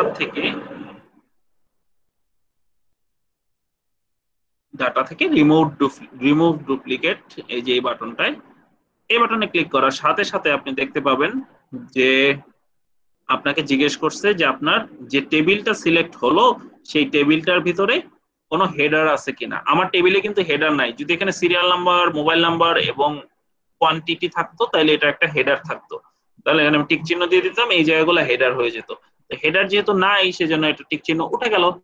এখন দেখেন আমার নিচে আবার কি আছে, এখান থেকে কলাম গুলো আছে, column A, column B, column C. এখন আমি রিমুভ ডুপ্লিকেট কি সবগুলা কলামকে ডিপেন্ড করে ডিলিট করে দিব? না, আমি শুধুমাত্র বি কলাম, অর্থাৎ বি কলামে যদি ডুপ্লিকেট পাওয়া যায় তাদেরকে তুমি ডিলিট করে একটা রাখবা। হ্যাঁ, শুধু একটা রাখবা, বাকিটা কি করবা? ফেলে দিবা। তাহলে আমার এ কলামও কনসিডার করার দরকার নাই। এ কলামে যদি ডুপ্লিকেট থাকে কোনো সমস্যা নাই, বি কলামে যদি ডুপ্লিকেট থাকে তাহলে কিন্তু সমস্যা আছে। সেজন্য বি কলামে তুমি ডুপ্লিকেট পাইলে ডুপ্লিকেটটা ফেলে দিবা। আর সি কলামের ভেতরেও যদি ডুপ্লিকেট থাকে, যেমন আছে প্রত্যেকটাই ডুপ্লিকেট, এই ডুপ্লিকেট থাকলেও সমস্যা নাই। তো আমার যে কলামটা আমাকে কনসিডার করা লাগবে ওই কলামটায় আমি টিক চিহ্ন দিব, দিয়ে আমি ওকে দিব। ওকে দিলে সে বললো কি 2 duplicate found and 10 unique data remain, মানে দুইটাকে সে পাইছে এবং রিমুভ করে দিছে এবং 10টা ইউনিক ডাটা রয়ে গেল। এখন দেখেন আপনার কিন্তু এই ডাটাটা ডিলিটই হয়ে গেল। আগেরটা আমরা কি করলাম, কন্ডিশনাল ফরম্যাটিং দিয়ে আইডেন্টিফাই করলাম, এটা কি করলাম, এটা দিয়ে আমি রিমুভ করে দিলাম। সো ডুপ্লিকেট ভ্যালুর ব্যবহার আমরা অলরেডি শিখছি, আবার দেখাই। যেমন employee ID E00, E1001, E1002 এভাবে করে দিলাম। এখন ধরেন এই এমপ্লয়িটা দুই জায়গায় আছে। স্যার এই কলামের যে সিরিয়াল নাম্বারটা ওটা তো মানে এলোমেলো হয়ে গেছে, তখন কি হবে? এলোমেলোর সাথে তো কিছু যায় আসে না, এলোমেলো ঠিক করে নেবেন। এলোমেলো 1 2 কে আপনি টান দিবেন, কারণ ওখানে তো আপনার মাঝখানে ডাটা ডিলিট হয়ে গেল, তাই না? তাহলে ওটা ইউনিক থাকবে কিভাবে? ওটা আপনাকে বুঝে নিতে হবে ব্যাপারটা। আরিফুর রহমান, এটা হলো নেম, আরিফুর রহমান, চারেও আরিফুর রহমান,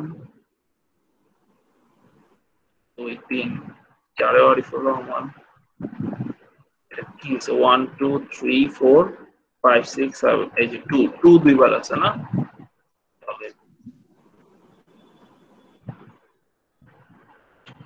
2 তে আরিফুর রহমান, 4 এ আরিফুর রহমান, আবার 2 তে আরিফুর রহমান, আর বাকিগুলো ধরেন সুমন,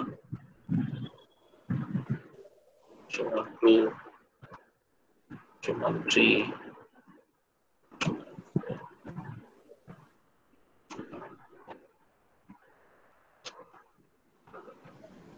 স্যাম্পল। এখন ধরেন আমি এই জায়গায় যদি ডাটাতে যাই এবং রিমুভ ডুপ্লিকেট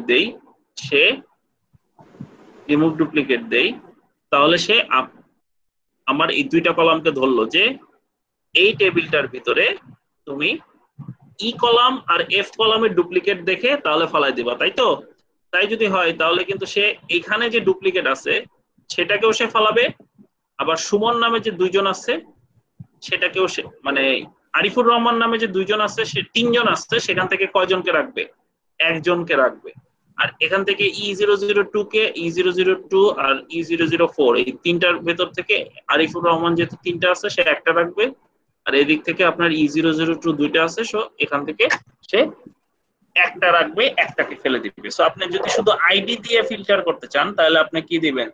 কলাম এফ, বাকিটা তো আমার দরকার নাই। নাম একই রকম হইতেই পারে, একজন মানুষের নাম মিলে যেতেই পারে, সেই জন্য নাম কখনো কনসিডার হবে না। বাট এখানে আমার ডাটার একটা হেডার আছে, এমপ্লয়ি আইডি আর নেম কিন্তু আমার হেডার, সো আমি এখানে টিক চিহ্ন দিয়ে দিলাম। তাহলে দেখেন আমার এমপ্লয়ি আইডি কে আমি কনসিডার করব, নেম কে আমি কনসিডার করব না। দিয়ে ওকে দেন।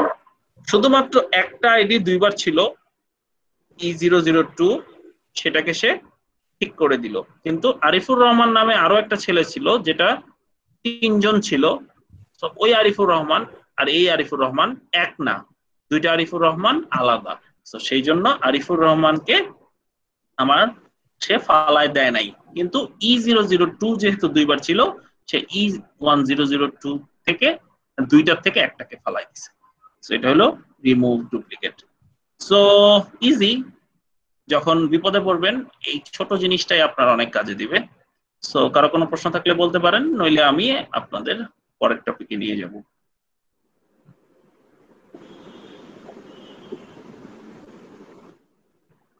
সব পারেন? ক্লিয়ার? জি স্যার, ক্লিয়ার স্যার। ইজি, ওকে। আমরা স্যার পিভট টেবিল স্যার কোন ক্লাসে স্যার শিখবো? পিভট টেবিল আমরা শিখবো হচ্ছে লাস্ট ক্লাসে।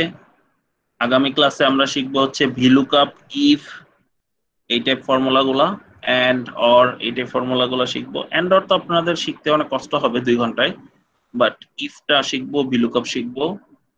আর এদিক দিয়ে লাস্ট ক্লাসে আমরা কিছু সহজ জিনিসও শিখবো, যেমন ডেট ক্যালকুলেশন শিখবো, সাম ইফ শিখবো, কাউন্ট ইফ শিখবো, পিভট টেবিল শিখবো। তো সমস্যা হবে না আশা করি। লাস্ট ক্লাস আরো 2টা ক্লাসে ভালো ভালো জিনিস শেখা হবে। দেখতে দেখতে শেষ হয়ে গেল। 8টা ক্লাস ভাবছিলাম অনেক বড় হবে, এখন দেখি তো মাত্র কয়েকদিন আগে শুরু করে এখন অলরেডি 6টা ক্লাস হয়ে গেছে। আচ্ছা, আমরা ম্যাচ কি শিখছিলাম গত ক্লাসে? শিখি নাই না স্যার। গত ক্লাসে আমরা শুধুমাত্র বেসিক কয়েকটা ফর্মুলা শিখছি। কাউন্ট শিখছি, কাউন্ট এ শিখছি। কাউন্ট এ আর কাউন্ট মনে আছে না সবার? জি স্যার। সেল রেফারেন্সটা খুব ইম্পর্টেন্ট ছিল। ডলারের ব্যবহার সবার কাছে ক্লিয়ার না, নাকি আপনারা গুলাই ফেলছেন সব? কখন কোথায় ডলার দিতে হবে মনে আছে? স্যার যেগুলাতে স্যার চেঞ্জ করব না ওগুলাতে ডলার দিয়ে দিব, আর যেগুলাতে চেঞ্জ করব ওগুলাতে ডলার দিব না। হ্যাঁ, ওটা তো আপনি বুঝছেন, বাকিরা তো কেউ বুঝে নাই। বাকিরা বুঝছে? জি স্যার, বুঝতে পারছি। বুঝছি এই ভাই। যে আপনিও অ্যাক্টিভ ছিলেন, সাইদ ভাইও অ্যাক্টিভ ছিল, এই জন্য বুঝছে। 3-4 জন আছে খুব অ্যাক্টিভ, বুঝছেন, যখনই আমি প্রশ্ন করি উত্তর দিতে পারে। বাকিরা দেখা যায় যে ফারহানা আপু অ্যাক্টিভ, তারপরে অপু ভাই অ্যাক্টিভ, শাহাদাত ভাই অ্যাক্টিভ, সাকিব ভাই অ্যাক্টিভ, আর কয়েকজন আছেন। বাকিরা দেখা যায় কি যে চুপচাপ শুনতে থাকে। এখানে ক্লাসে তো বোঝা যায় না যে বুঝছেন কি বুঝেন নাই। স্যার একটা প্রশ্ন ছিল। ওইটা তো আগের দিনের ক্লাসে ক্লিয়ার ছিল। প্রশ্ন বলেন। স্যার এভারেজ এ আর এভারেজের ভিতর পার্থক্য আছে কোনো? এভারেজ এ কই পেলেন আপনি? একটা আছে, আমি তো হ্যাঁ হ্যাঁ আমি থামেন বলতেছি।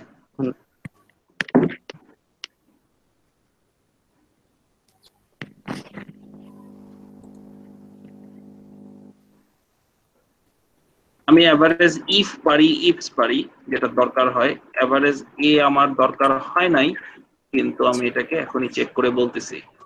এভারেজ এ হচ্ছে গেল কেন, is equal to average a average A. এবার আপনি এফএক্স বাটনে দেন, এখানে সে আপনাকে বলবে যে এটা কি করবে, Returns the average arithmetic means of the arguments. Average A. False is argument 0, true argument is 1, argument also is the value. এটার সাথে এভারেজ এ তে আপনার লজিকের একটা ব্যাপার আছে। আপনি শুধুমাত্র যে ইয়া হবে তাইলে হবে না, কি বলে, নরমালটা যেমন শুধুমাত্র এভারেজ করে কোনো শর্ত ছাড়া, এখানে নিশ্চয়ই কোনো শর্ত আছে। এভারেজ 1 ভ্যালু 1 ভ্যালু 2 ভ্যালু ঠিক ঘাটতে হবে। আমার এভারেজ এ নিয়ে কোনোদিন আমার দরকার হয় নাই, প্লাস হচ্ছে আমি যখন পরীক্ষা দিছি তখন এটা জিজ্ঞেস করে নাই, সো বাইচে গেছি। is the value evaluation the false, এখানে ট্রু ফলস আসতেছে কেন, in arrangement is 0 true এখানে ট্রু ফলস যেহেতু আসছে সেই জন্য এখানে লজিক আছে। লজিকে যদি ট্রু হয় তাইলে এভারেজ করবে, নইলে করবে না, এরকম একটা কিছু আছে। তবে সবচেয়ে বড় ফ্রেন্ড আছে, গুগলকে জিজ্ঞেস করে দেখতে পারেন। গুগল কিন্তু সহজে বাংলায় দেবে। হ্যাঁ, আর আমাকে জানায়েন, ওই লিঙ্কটা ভিডিওটা শেয়ার দিন, তাহলে আমিও শিখে রাখবো। যদিও আমার দরকার হয় নাই, দরকার হলে আমি এতদিনে ঠিকই ওটা ফাইট করে ফেলতাম। Thank you very much. এই জন্যই একসাথে ক্লাস করা ভালো, নলেজ শেয়ার করলে নিজেরাও নতুন নতুন জিনিস শেখা যায়। আমরা একটা টপিক আজকে দেখব যেটা খুবই পাওয়ারফুল, যেটার ব্যবহার আপনাদের এটা অনেকে নতুন দেখতেছে, হ্যাঁ একদম প্রথম দিকে দেখতেছে। আমরা যেমন ফর্মুলাতে A B C D E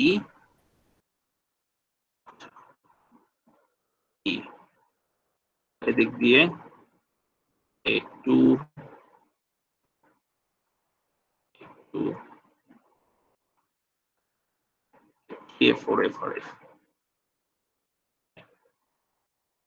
আর এখানে দুইটা লাইন আছে, একটা গেছে হচ্ছে এই সাইডে, আরেকটা গেছে হচ্ছে এই সাইডে, তাই না? দুইটা লাইন না? আমি কিন্তু দুই সাইডে ডাটাটা ইনপুট করছি। এখন আমি আপনাদের একটা ফর্মুলা দেখাবো যেটা কাজ হচ্ছে রো নাম্বার অথবা কলাম নাম্বারকে রিটার্ন করে। রো নাম্বার অথবা কলাম নাম্বারকে রিটার্ন করে কিভাবে? যে ডাটাটা চাচ্ছেন, ধরেন আপনি সি চাচ্ছেন, তো সে বলে দিবে যে সি কত নাম্বার কলামে আছে। সি কত নাম্বার কলামে আছে? C1 সি কত নাম্বার কলামে আছে?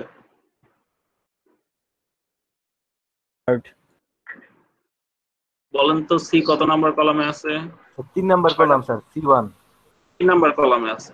তো এখানে যখন আমি দিব ইজ ইকুয়াল টু, আচ্ছা আমি তো কলাম বের করব না, is equal to match. Match মানে হচ্ছে মিলাও, হ্যাঁ ম্যাচ করে দেখো। লুকআপ ভ্যালু, টেবিল অ্যারে আর ম্যাচ টাইপ, তিনটা প্রশ্ন করে। এই যে এখানে নিচে দেখেন লেখা আছে লুকআপ ভ্যালু, টেবিল অ্যারে, কমা দিয়ে লুকআপ ভ্যালুর পরে কমা দিয়ে টেবিল অ্যারে, তারপরে কমা দিয়ে হচ্ছে ম্যাচ টাইপ, তিনটা প্রশ্ন করলো। তো এই তিনটা প্রশ্নের উত্তর দিতে হবে আপনাকে। লুকআপ ভ্যালু হচ্ছে সি, অর্থাৎ এই ঘরটা। আপনি কি খুঁজতেছেন? লুকআপ ভ্যালু হচ্ছে আপনি কি খুঁজতেছেন, সি। লুকআপ অ্যারে মানে আপনি কোন লাইনে খুঁজতেছেন, যে এই লাইনটাই খুঁজতেছেন আপনি। সো এটা হচ্ছে লুকআপ অ্যারে, যে আপনি কোন এরিয়াটাতে খুঁজতেছেন। এরিয়ার না জন্য ওটার নাম হচ্ছে অ্যারে। লুকআপ মানে হচ্ছে খুঁজা, যে খুঁজো। তো কোথায় খুঁজবে? এই লাল এরিয়াটার মধ্যে খুঁজবে। স্যার আমি যদি ইচ্ছা করতাম স্যার, তাহলে স্যার 1 আর 2 স্যার একসাথে দিয়ে দিতে পারতাম না? 1 আর 2 একসাথে, স্যার পুরো যে E2 পর্যন্ত আমি দাগ দিতে পারতাম না, মানে সিলেক্ট করতে পারতাম না? এটা ম্যাচ ফর্মুলাটা শুধু ট্রেনের মতো চলে, হ্যাঁ। হয় আপনাকে ম্যাচ ফর্মুলাটা খুঁজে হচ্ছে, হয় আপনাকে এইদিকে খুঁজবে, অথবা আপনার এইভাবে খুঁজবে, অথবা এই যে কলাম সিলেক্ট করে দিয়ে খুঁজবে, অথবা রো সিলেক্ট করে দিয়ে খুঁজবে, কিন্তু সে রেল লাইনের মতো একদিকে যেতে থাকবে, হ্যাঁ। আপনি এরকম একটা কলাম বা একটা রো আমি সিলেক্ট করতে পারবো? হ্যাঁ, একটা কলাম বা একটা রো সিলেক্ট করে আপনি যদি এইভাবে খুঁজেন, তাহলে সে এইভাবে করে করে কিন্তু সে খুঁজে পাবে না, ঠিক আছে? সো আমি এটাকে আবার দেই, is equal to match. Lookup value মানে কি খুঁজবো? লুকআপ ভ্যালু মানে হচ্ছে সি কে খুঁজবো। এই নাম্বার হচ্ছে লুকআপ অ্যারে, মানে কোথায় খুঁজবো? আমি এ থেকে এফ পর্যন্ত, ই পর্যন্ত খুঁজবো।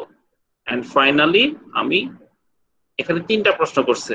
যদি এটা এবিসিডি না হয়ে সংখ্যা হইতো, ধরেন 5, 10, 15, তাহলে লেস দেন বা গ্রেটার দেন একটা হিসাব দেওয়া যেত, যে এক ঘরে এদিক ওদিক হইলো বা 3 ঘরে এদিক হইলো, কাছাকাছি যেটা আছে সেটাকে তুমি নিয়ে আসো। সেটা কোথায় আছে আমাকে বলো। কিন্তু এখানে তো আমার লেস দেন বা গ্রেটার দেন এর অপশনটা নাই। যেহেতু এটা নাই, সবসময় এটাকে কি করতে হবে? অ্যাকুরেট, তো 0 দিতে হবে। Accurate, exact match. এটাকে বলে হচ্ছে ফর্মুলা স্ট্রাকচার। এইটাকে কি বলে? ফাংশন, যেটা আমরা বলি ফাংশনের স্ট্রাকচার। যে স্টেপ 1 হচ্ছে আপনার প্রথম প্রশ্ন লুকআপ ভ্যালু, সেকেন্ড প্রশ্ন লুকআপ অ্যারে, থার্ড প্রশ্ন ম্যাচ নাম্বার দিয়ে আপনি এন্টার দিলেই কিন্তু চলে আসলো। কি চলে আসলো? 3 নাম্বার কলামে আছে, আপনি এখানে ডি লেখেন, ডি 4 নাম্বার কলামে আছে, আপনি এখানে হাই লেখেন, হাইটা নাই তাই নট অ্যাপ্লিকেবল। অথচ আপনি 2 নম্বরে হাই লেখেন, তাহলে সে হাই বের করলো যে হ্যাঁ হাই 2 নম্বরে আছে। একই জিনিস দুইবার লেখেন তাইলে আর সঠিক উত্তর আসবে না, কারণ সে খুঁজে পাবে না তো কোন জায়গায়। একবার তো পেয়ে গেছে, ওখানেই সে শেষ। একবার পাওয়ার পরে আর তো সে কাজ করবে না। এইভাবে অ্যাকচুয়ালি এটাকে কাজ করে। কি লেখেন, এটা কি করলাম, ম্যাচ করলাম, কারণ একই জিনিসটা আপনি এখানে করেন ইজ ইকুয়াল টু ম্যাচ, খুঁজবো নোটেশনের মধ্যে লিখে দিলাম A5, মানে আমি A5 কে খুঁজবো। যদি আমি 5 কে খুঁজতাম, এটা সংখ্যা হইতো, তাইলে আমার কিছু কোটেশন দেওয়া লাগতো না, খালি 4 5 লিখলে হইতো, 4 5 3 এভাবে লিখলে হইতো। যেহেতু আমি টেক্সট লিখতেছি, এটা নাম, তাহলে এখানে কি দিতে হবে, কোটেশন দিতে হবে। একটা কোটেশনের ভিতরে আমি লিখলাম হচ্ছে A7 দিয়ে আমি A7 কে খুঁজবো। কোথায় খুঁজবো? আমি এই লাইনে খুঁজবো, এই কলামের মধ্যে খুঁজবো। এবার আমাকে রো নাম্বার দিবে যে কত নাম্বার রোতে A7 আছে, এন্ড অ্যাকুরেটলি 0 0 দিয়ে দিতে হবে, যে হুবহু এক্সাক্ট ম্যাচ হইতে হবে। দিয়ে এন্টার দিলাম। 7 এ আমার কি আছে, মাইক্রোসফট এক্সেল এর এই শীটের 7 এ আমার A7 আছে। তো আমি এটাকে A7 যদি ডিলিট করে দেই, নট অ্যাপ্লিকেবল। A7 টা যদি আমি অনেক নিচের দিকে এনে দেই, তাহলে দেখেন A7 আছে হচ্ছে 15 নাম্বার রোতে। এটা যে শুধুমাত্র আপনার এইভাবে প্রথম কলামেই হবে তা না, আপনি যে কোনো জায়গায়, এই জায়গায় যদি কিছু ডাটা থাকে, ধরেন এখানে আপনার কিছু ডাটা আছে, আপনি যদি এখানে খুঁজতে চান যে সি কোথায়, is equal to match, C হচ্ছে কি খুঁজবো, সি খুঁজবো। কোথায় খুঁজবো? এই লাইনটুকুতে খুঁজবো। তাহলে আমার এই রোতে সি আছে হচ্ছে 5 নাম্বারে। দেখেন 1 এ নাই, 2 এ নাই, 3 এ নাই, 4 এ নাই, 5 এ আমার সি আছে। বুঝতে পারছেন? বুঝতে পারছেন? সবাই বলেন তো বুঝছেন কিনা? জি বুঝতে পারছি। বুঝতে পারছি sir. Thank you. Match clear, match clear. Match কিন্তু অনেকের কাছেই কঠিন লাগে, আপনারা তো খুব সহজে বুঝে গেলেন। এই যে সবাই ইয়েস লিখতেছে। স্যার ওই সংখ্যা দিয়ে যদি একটু বুঝাতেন, ওই যে লেস দেন গ্রেটার দেন এর ব্যবহারটা। আচ্ছা দেখাচ্ছি। প্র্যাকটিক্যালি কোথায় ইউজ করব, that is a good question. And practically use অনেক আছে। প্র্যাকটিক্যালি ইউজ করি আমরা ম্যাচের সাথে ইন্ডেক্স নিয়ে আসি, যে ধরেন অমুক টেবিল থেকে ফাহামের ডাটাটা টেনে নিয়ে আসো, ফাহামের বয়স নিয়ে আসো, অমুক টেবিল থেকে ফাহামের বয়স নিয়ে আসো। হ্যাঁ, আমি এক্সাম্পলটা দেখাই, যদিও পুরাটা করে দেখাতে আপনাদের জন্য অনেক সময় লাগবে, এই জন্য আমি সহজ করে দেখাই। কারণ আপনার এই টেবিলের ভিতরে আমার জেন্ডার আছে হচ্ছে এখানে, আর আমার নাম আছে হচ্ছে, আইডি আছে হচ্ছে এখানে। এখন ধরেন আপনি চাচ্ছেন যে, আপনি যেহেতু ভিলুকাপ শিখেন নাই সেজন্য এটা শুধু অর্ধেক ইউজ হচ্ছে। ভিলুকাপের মধ্যে ম্যাচ ইউজ করা যায়। যে আপনি চাচ্ছেন যে আমি ফাহাম এখানে আছে, ফাহামের আমি বয়সটা চাচ্ছি, বয়সটা মানে এই জেন্ডারটা চাচ্ছি। তো ফাহামের জেন্ডারটা যদি আপনি টেনে আনতে চান, তাহলে আপনাকে যেতে হবে কোথায়, এখান থেকে প্রথমে জেন্ডারে আসতে হবে। জেন্ডার কততে আছে? 4 নাম্বারে আছে। এবং আপনাকে নামতে হবে, নিচে নামতে হবে কত ঘর, নিচে নামতে হবে হচ্ছে এখান থেকে 7 ঘর। কারণ হচ্ছে আমার লোকেশন, আমি 7 নাম্বার রোতে আছি। এই যে আইডেন্টিফিকেশনটা করলো, অমুক টেবিলের এত নাম্বার রো থেকে ডাটাটা টেনে নিয়ে আসো, এই যে অ্যান্সারটা দিলাম, এটা কিন্তু আপনার ম্যাচ থাকার কারণে আপনাকে এখানে না হয় 10টা ডাটা, যখন আপনার 10,000 ডাটা থাকবে সে 900 নাম্বার ডাটা টেনে নিয়ে আসবে, কারণ আপনি যাকে চাচ্ছেন সে 900 নাম্বার ডাটাতে আছে, সেখান থেকে সে নিয়ে আসলো। এটার আরো অনেক অনেক ব্যবহার আছে, সেটা আপনারা কিছু হয়তো এখানে দেখবেন, খুবই কম এখানে দেখবেন, কারণ 8 ক্লাসে তো এটা সম্ভব না। বাট আমি আপনাদের অস্ত্র চালানো শিখাই দিব, আপনারা এটা আস্তে আস্তে প্র্যাকটিস করলে জিনিসগুলো বুঝতে পারবেন। এবার আমি আসি লাস্ট 10 মিনিটে আমি একটু ডিটেলসে কিছু জিনিস শেখাবো যেটা না শিখলেও হয়, যেটা আমাদের সিলেবাসেরও খুব বড় অংশ না, কিন্তু যারা খুবই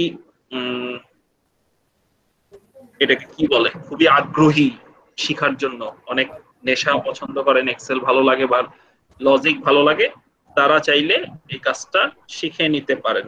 আমি আপনাদের এটা দেখাই এটা কিভাবে করে। ধরেন আপনি একটা ই কমার্সের সাইট খুলছেন বা আপনি এখানে দিলেন প্রোডাক্টের ভিতরে, এখানে এইটাতেই আমি দেখাই। হ্যাঁ, এখানে এই যে নাম্বার অফ চাইল্ড ডিলিট করে দিলাম, তারপরে আমার আইফোন প্রোডাক্টটা আমি ঠিক করব, ঠিক আছে প্রোডাক্ট ঠিক করব, আর এদিকে দিলাম হচ্ছে ডেজিগনেশনেরও দরকার নেই, ডেজিগনেশনের দরকার নেই। ডাটা ভ্যালিডেশনের একটা ম্যাচের ব্যবহার আমি আপনাকে দেখাই কিভাবে এটা করা যায়। ধরেন আপনি কিছু মডেল ঠিক করলেন, যে মোবাইলের মডেল ব্র্যান্ড, এদিকে উপরের দিকে গেল ধরেন brand Nokia, Samsung, me, Shami বানানি পারি না, ভুলে গেছি, Oppo, Vivo, XIAMY SI, sir XIAMY MI sorry MY না স্যার MI XIAMI স্যার। ওকে, তো আমি এখানে কিছু অ্যাপল আসলটা বাদ দিয়ে দিছি, আইফোন 8, আইফোন 9, 10 আরো যা যা আছে, আমি জীবনে তো আইফোন দেখেও নাই, কিনেও না, সো আমি এগুলি মনেও রাখতে পারি না, সরি। তো আইফোন 10 প্রো, ওকে দিলেন আইফোন, ভিভো, V7 Pro নিচে ইউজ করে না না ইউজ করি না, V17 Pro V17 প্রো, জি স্যার একটা মোবাইল ছিল। ভালো, এটা আসলে যত কম সময় আমি দেখাইতে পারি, কারণ এইগুলি লেখা আসলে কোনো ইস্যু না, এটা যে কোনো কিছু হইতে পারে। ভিভোর N1 এগুলি কি কি জানি ছিল, এগুলি থাক, অসুবিধা নেই, ধরেন ভিভো N2 এরকম থাক, অপ্পো, Oppo F17 Pro বের হইছে নতুন। হ্যাঁ, আপনি মনে হয় ফোন কিনবেন রিসেন্টলি? না ওটা ভালো লাগছে তাই ভাবতেছি কি করা যায়। এই যে অনলাইনে ইনকাম করেন, করে কিনে ফেলেন। জি স্যার, চেষ্টায় আছি। আমি তো আপনাদের সাথে ক্লাস করে ভালো ইনকাম করি, অফিস করে এসে আবার দেখা যায় যে ক্লাস করি, ভালোই লাগে আমার। 10 20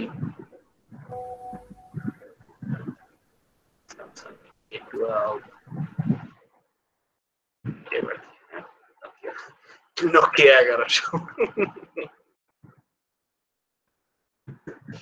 যাই হোক, ধরেন আপনার কাছে এরকম একটা স্টক আছে, যেটা হচ্ছে আপনার ড্রপ ডাউনে দেই হচ্ছে, ধরেন বেশি জটিল না করি, সহজের মধ্যে দেখাই।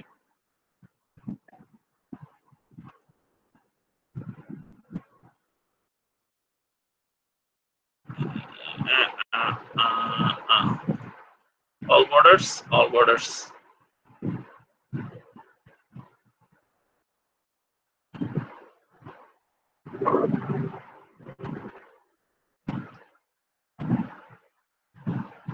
এখানে ধরেন প্রোডাক্টের জায়গায় আপনি যদি ধরেন হচ্ছে ধরেন দিলেন ব্র্যান্ড, আর এই ঘরটা আমি ডিলিট করে দিই, ভ্যালিডেশন করার সমস্যা।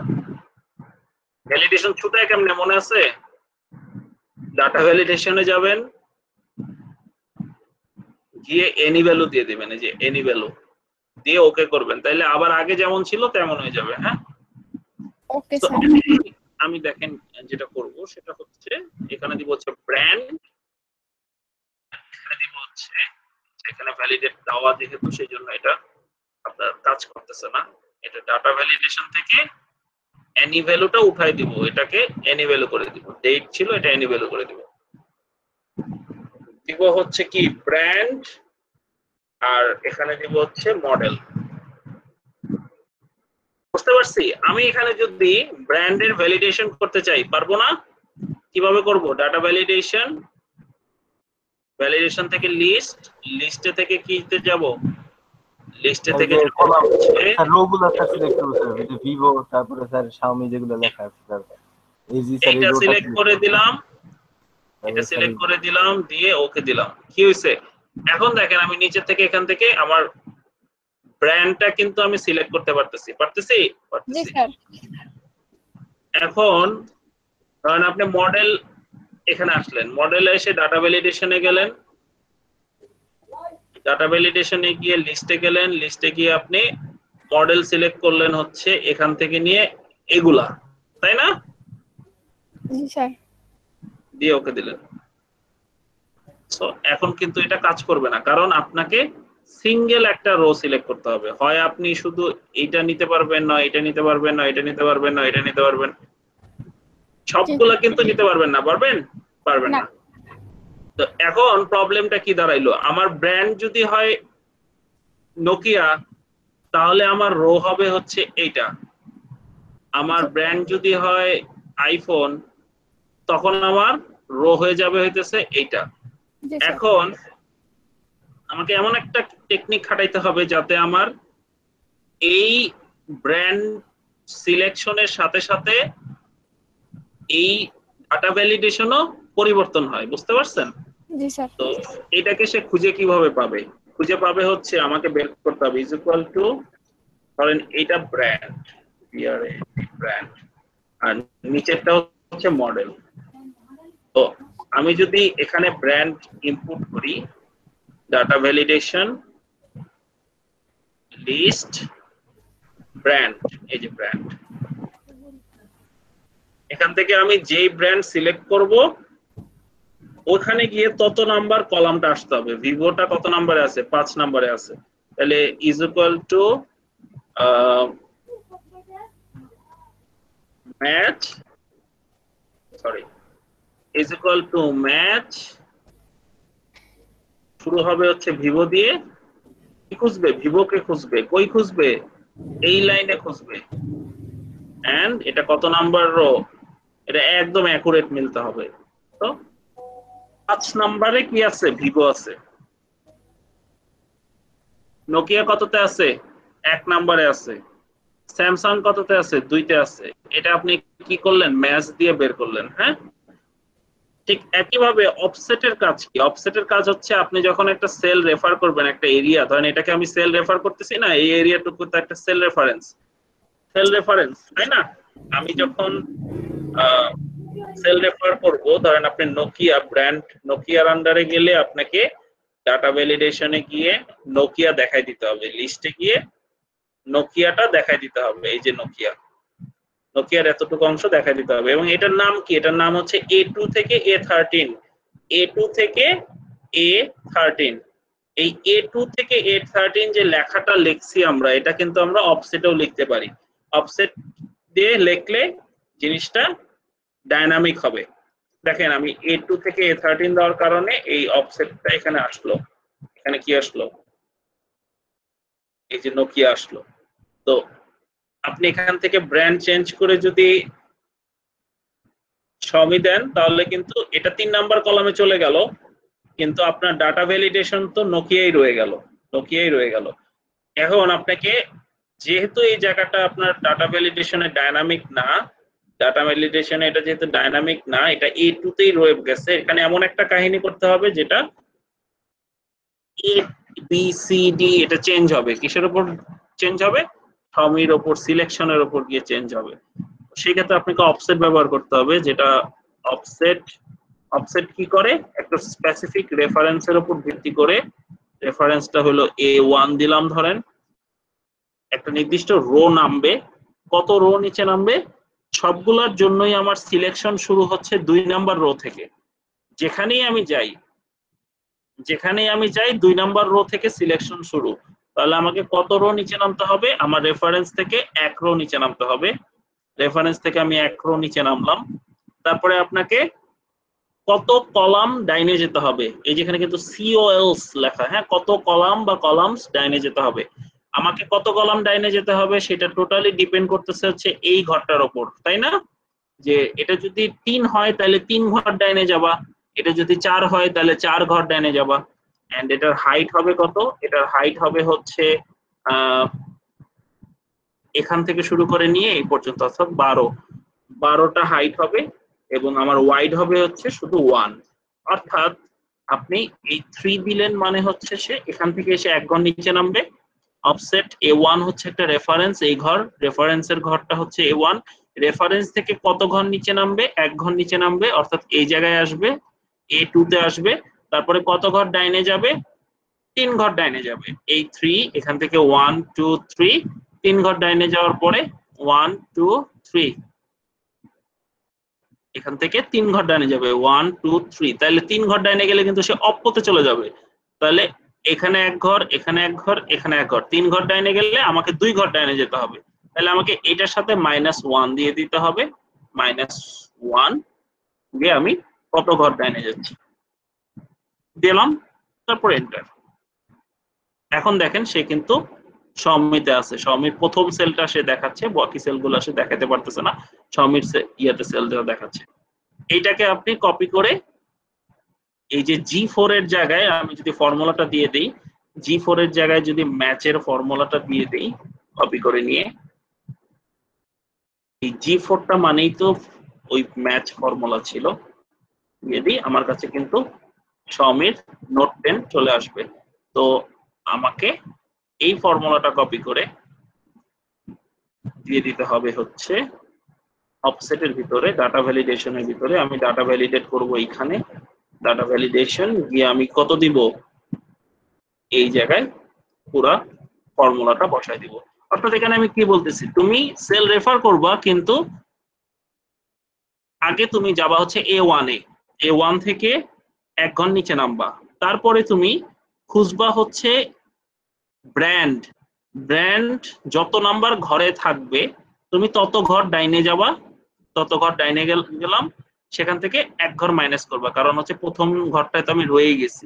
1 ঘর মাইনাস করবা, তারপরে হচ্ছে তোমার হাইট হবে হচ্ছে 12, মানে টোটাল এতটুকু এরিয়া নিবা। আর তোমার ওয়াইড হবে হচ্ছে 1, কারণ তুমি একটা কলামই নিবা, নিয়ে তুমি ওকে করো। এখন দেখেন আপনি এখানে ড্রপ ডাউনে দেখেন Xiaomi রিলেটেড ইয়ে আসতেছে। আপনি যখন আবার এখান থেকে স্যামসাং দিবেন তখন দেখেন আপনার এখানে শুধু স্যামসাং এর ফোনগুলো দেখাচ্ছে, স্যামসাং নোট 10 নোট 3। আপনি যখন এখান থেকে অ্যাপল দিবেন তখন আপনি কিন্তু শুধু অ্যাপলের ফোনগুলো এখানে দেখাবে। এই যে আপনারা বলতে পারেন এই জায়গায় আবার এখানে ফাঁকা জায়গা কেন? আপনি যদি এই ফাঁকা জায়গার ভিতরে আবার কাউন্ট ফর্মুলা দেন, যেখানে যেই কয়টা আছে কাউন্ট এ দিয়ে যদি আপনি দেখেন এই ঘরের মধ্যে যেই কয়টা আছে শুধু সেই কয়টা এখানে আনবা, তাহলে আপনার এখানে এই সাদাগুলা বাদ পড়ে যাবে। বুঝতে পারছেন? আসলে এক্সেল অনেক গভীর। আমরা আপনাকে হয়তো 8টা ক্লাসে 10-20% শিখাইতে পারবো, বাকিটা আপনাকে নিজেরা কষ্ট করে করে শিখতে হবে। আর রেগুলার লার্নিং এর মধ্যে থাকতে হবে, নতুন নতুন জিনিস ঘাটতে হবে। এক্সেল অনেক মজার এবং কঠিন। আমি এটা তাইলে এই জায়গায় কিভাবে হবে? এই দেখেন আপনি এখানে দিলাম হচ্ছে ইজ ইকুয়াল টু অফসেট, কি হবে? রেফারেন্সটা হবে হচ্ছে A1, অর্থাৎ এই ঘর। তারপরে হবে হচ্ছে কত ঘর নিচে নামবা? আমি 1 ঘর নিচে নামবো। কত ঘর নিচে নামবো? আমি 1 ঘর নিচে নামবো। আমি কত ঘর ডাইনে যাব? আমি কত ঘর ডাইনে যাব এটা ডিপেন্ড করবে হচ্ছে ম্যাচের উপর। ম্যাচ কিসের সাথে ম্যাচ করবা? যে পাশের সেলে, অর্থাৎ পাশের যে সেলটা আছে, পাশের সেলটা হচ্ছে F1, F1 সেলে আমি F1 কেন দিলাম? F1 দিলাম হচ্ছে এই জন্য যে আপনাকে ব্র্যান্ডগুলো অনুযায়ী আসতে হবে স্যার। মানে যে ব্র্যান্ডে থাকবে ওই ব্র্যান্ড। প্রথম সেলটা দিতে হবে, নিচের গুলো অটোমেটিক্যালি সে নিয়ে নেবে। এবং এখানে আপনার এই এরিয়াটুকু লক করতে হবে, নইলে আপনি যত নিচে নামবেন A1 ও নিচে নামা শুরু করবে। আপনার A1 কিন্তু নিচে নামা যাবে না, সেল রেফারেন্স সবসময় ওই জায়গায় হবে। সো এটাকে লক করে দিতে হবে এবং আপনাকে F1 টা আনলক থাকবে। F1 এর ইয়েতে ইজ ইকুয়াল, এখানে যেটা খুঁজবে ব্র্যান্ডটা খুঁজবে হচ্ছে, কোথায় খুঁজবে? ব্র্যান্ডটা খুঁজবে হচ্ছে এইখানে খুঁজবে। এখন এইটা তো নিচে নামা যাবে না, এটা সব সময় ফিক্স থাকবে। সো এটাকে ডলার দিতে হবে, তারপরে আমাকে দিতে হবে হচ্ছে অ্যাকুরেট ম্যাচ 0 0 এবং 0-র পরে ম্যাচের যে রেজাল্ট আসবে সেটা থেকে -1 করতে হবে। তারপরে আমাকে হাইট দিতে হবে। আমার হাইট ধরেন আমি 20 ঘর হাইট দিয়ে রাখলাম, আর ওয়াইড দিলাম হচ্ছে 1, কারণ হচ্ছে আমি কলাম কিন্তু একটাই নিব, মোবাইল কলাম কিন্তু আমি 2-3টা মোবাইল ব্র্যান্ড নিব না। দিয়ে অফসেটটা 0 করে দিলাম এবং এটাকে আমি কপি করব। এটাকে কপি করে নিয়ে যদি সব ঠিক থাকে, ভুল হতেও পারে, ডাটা ভ্যালিডেশনে গিয়ে লিস্টে গিয়ে আমি ফর্মুলাটা দেখাই দিব। এখন লিস্টটা সে এই ফর্মুলায় অফসেট ফর্মুলা দিয়ে সেটাকে টেনে নিয়ে আসবে। ওকে দিলে সে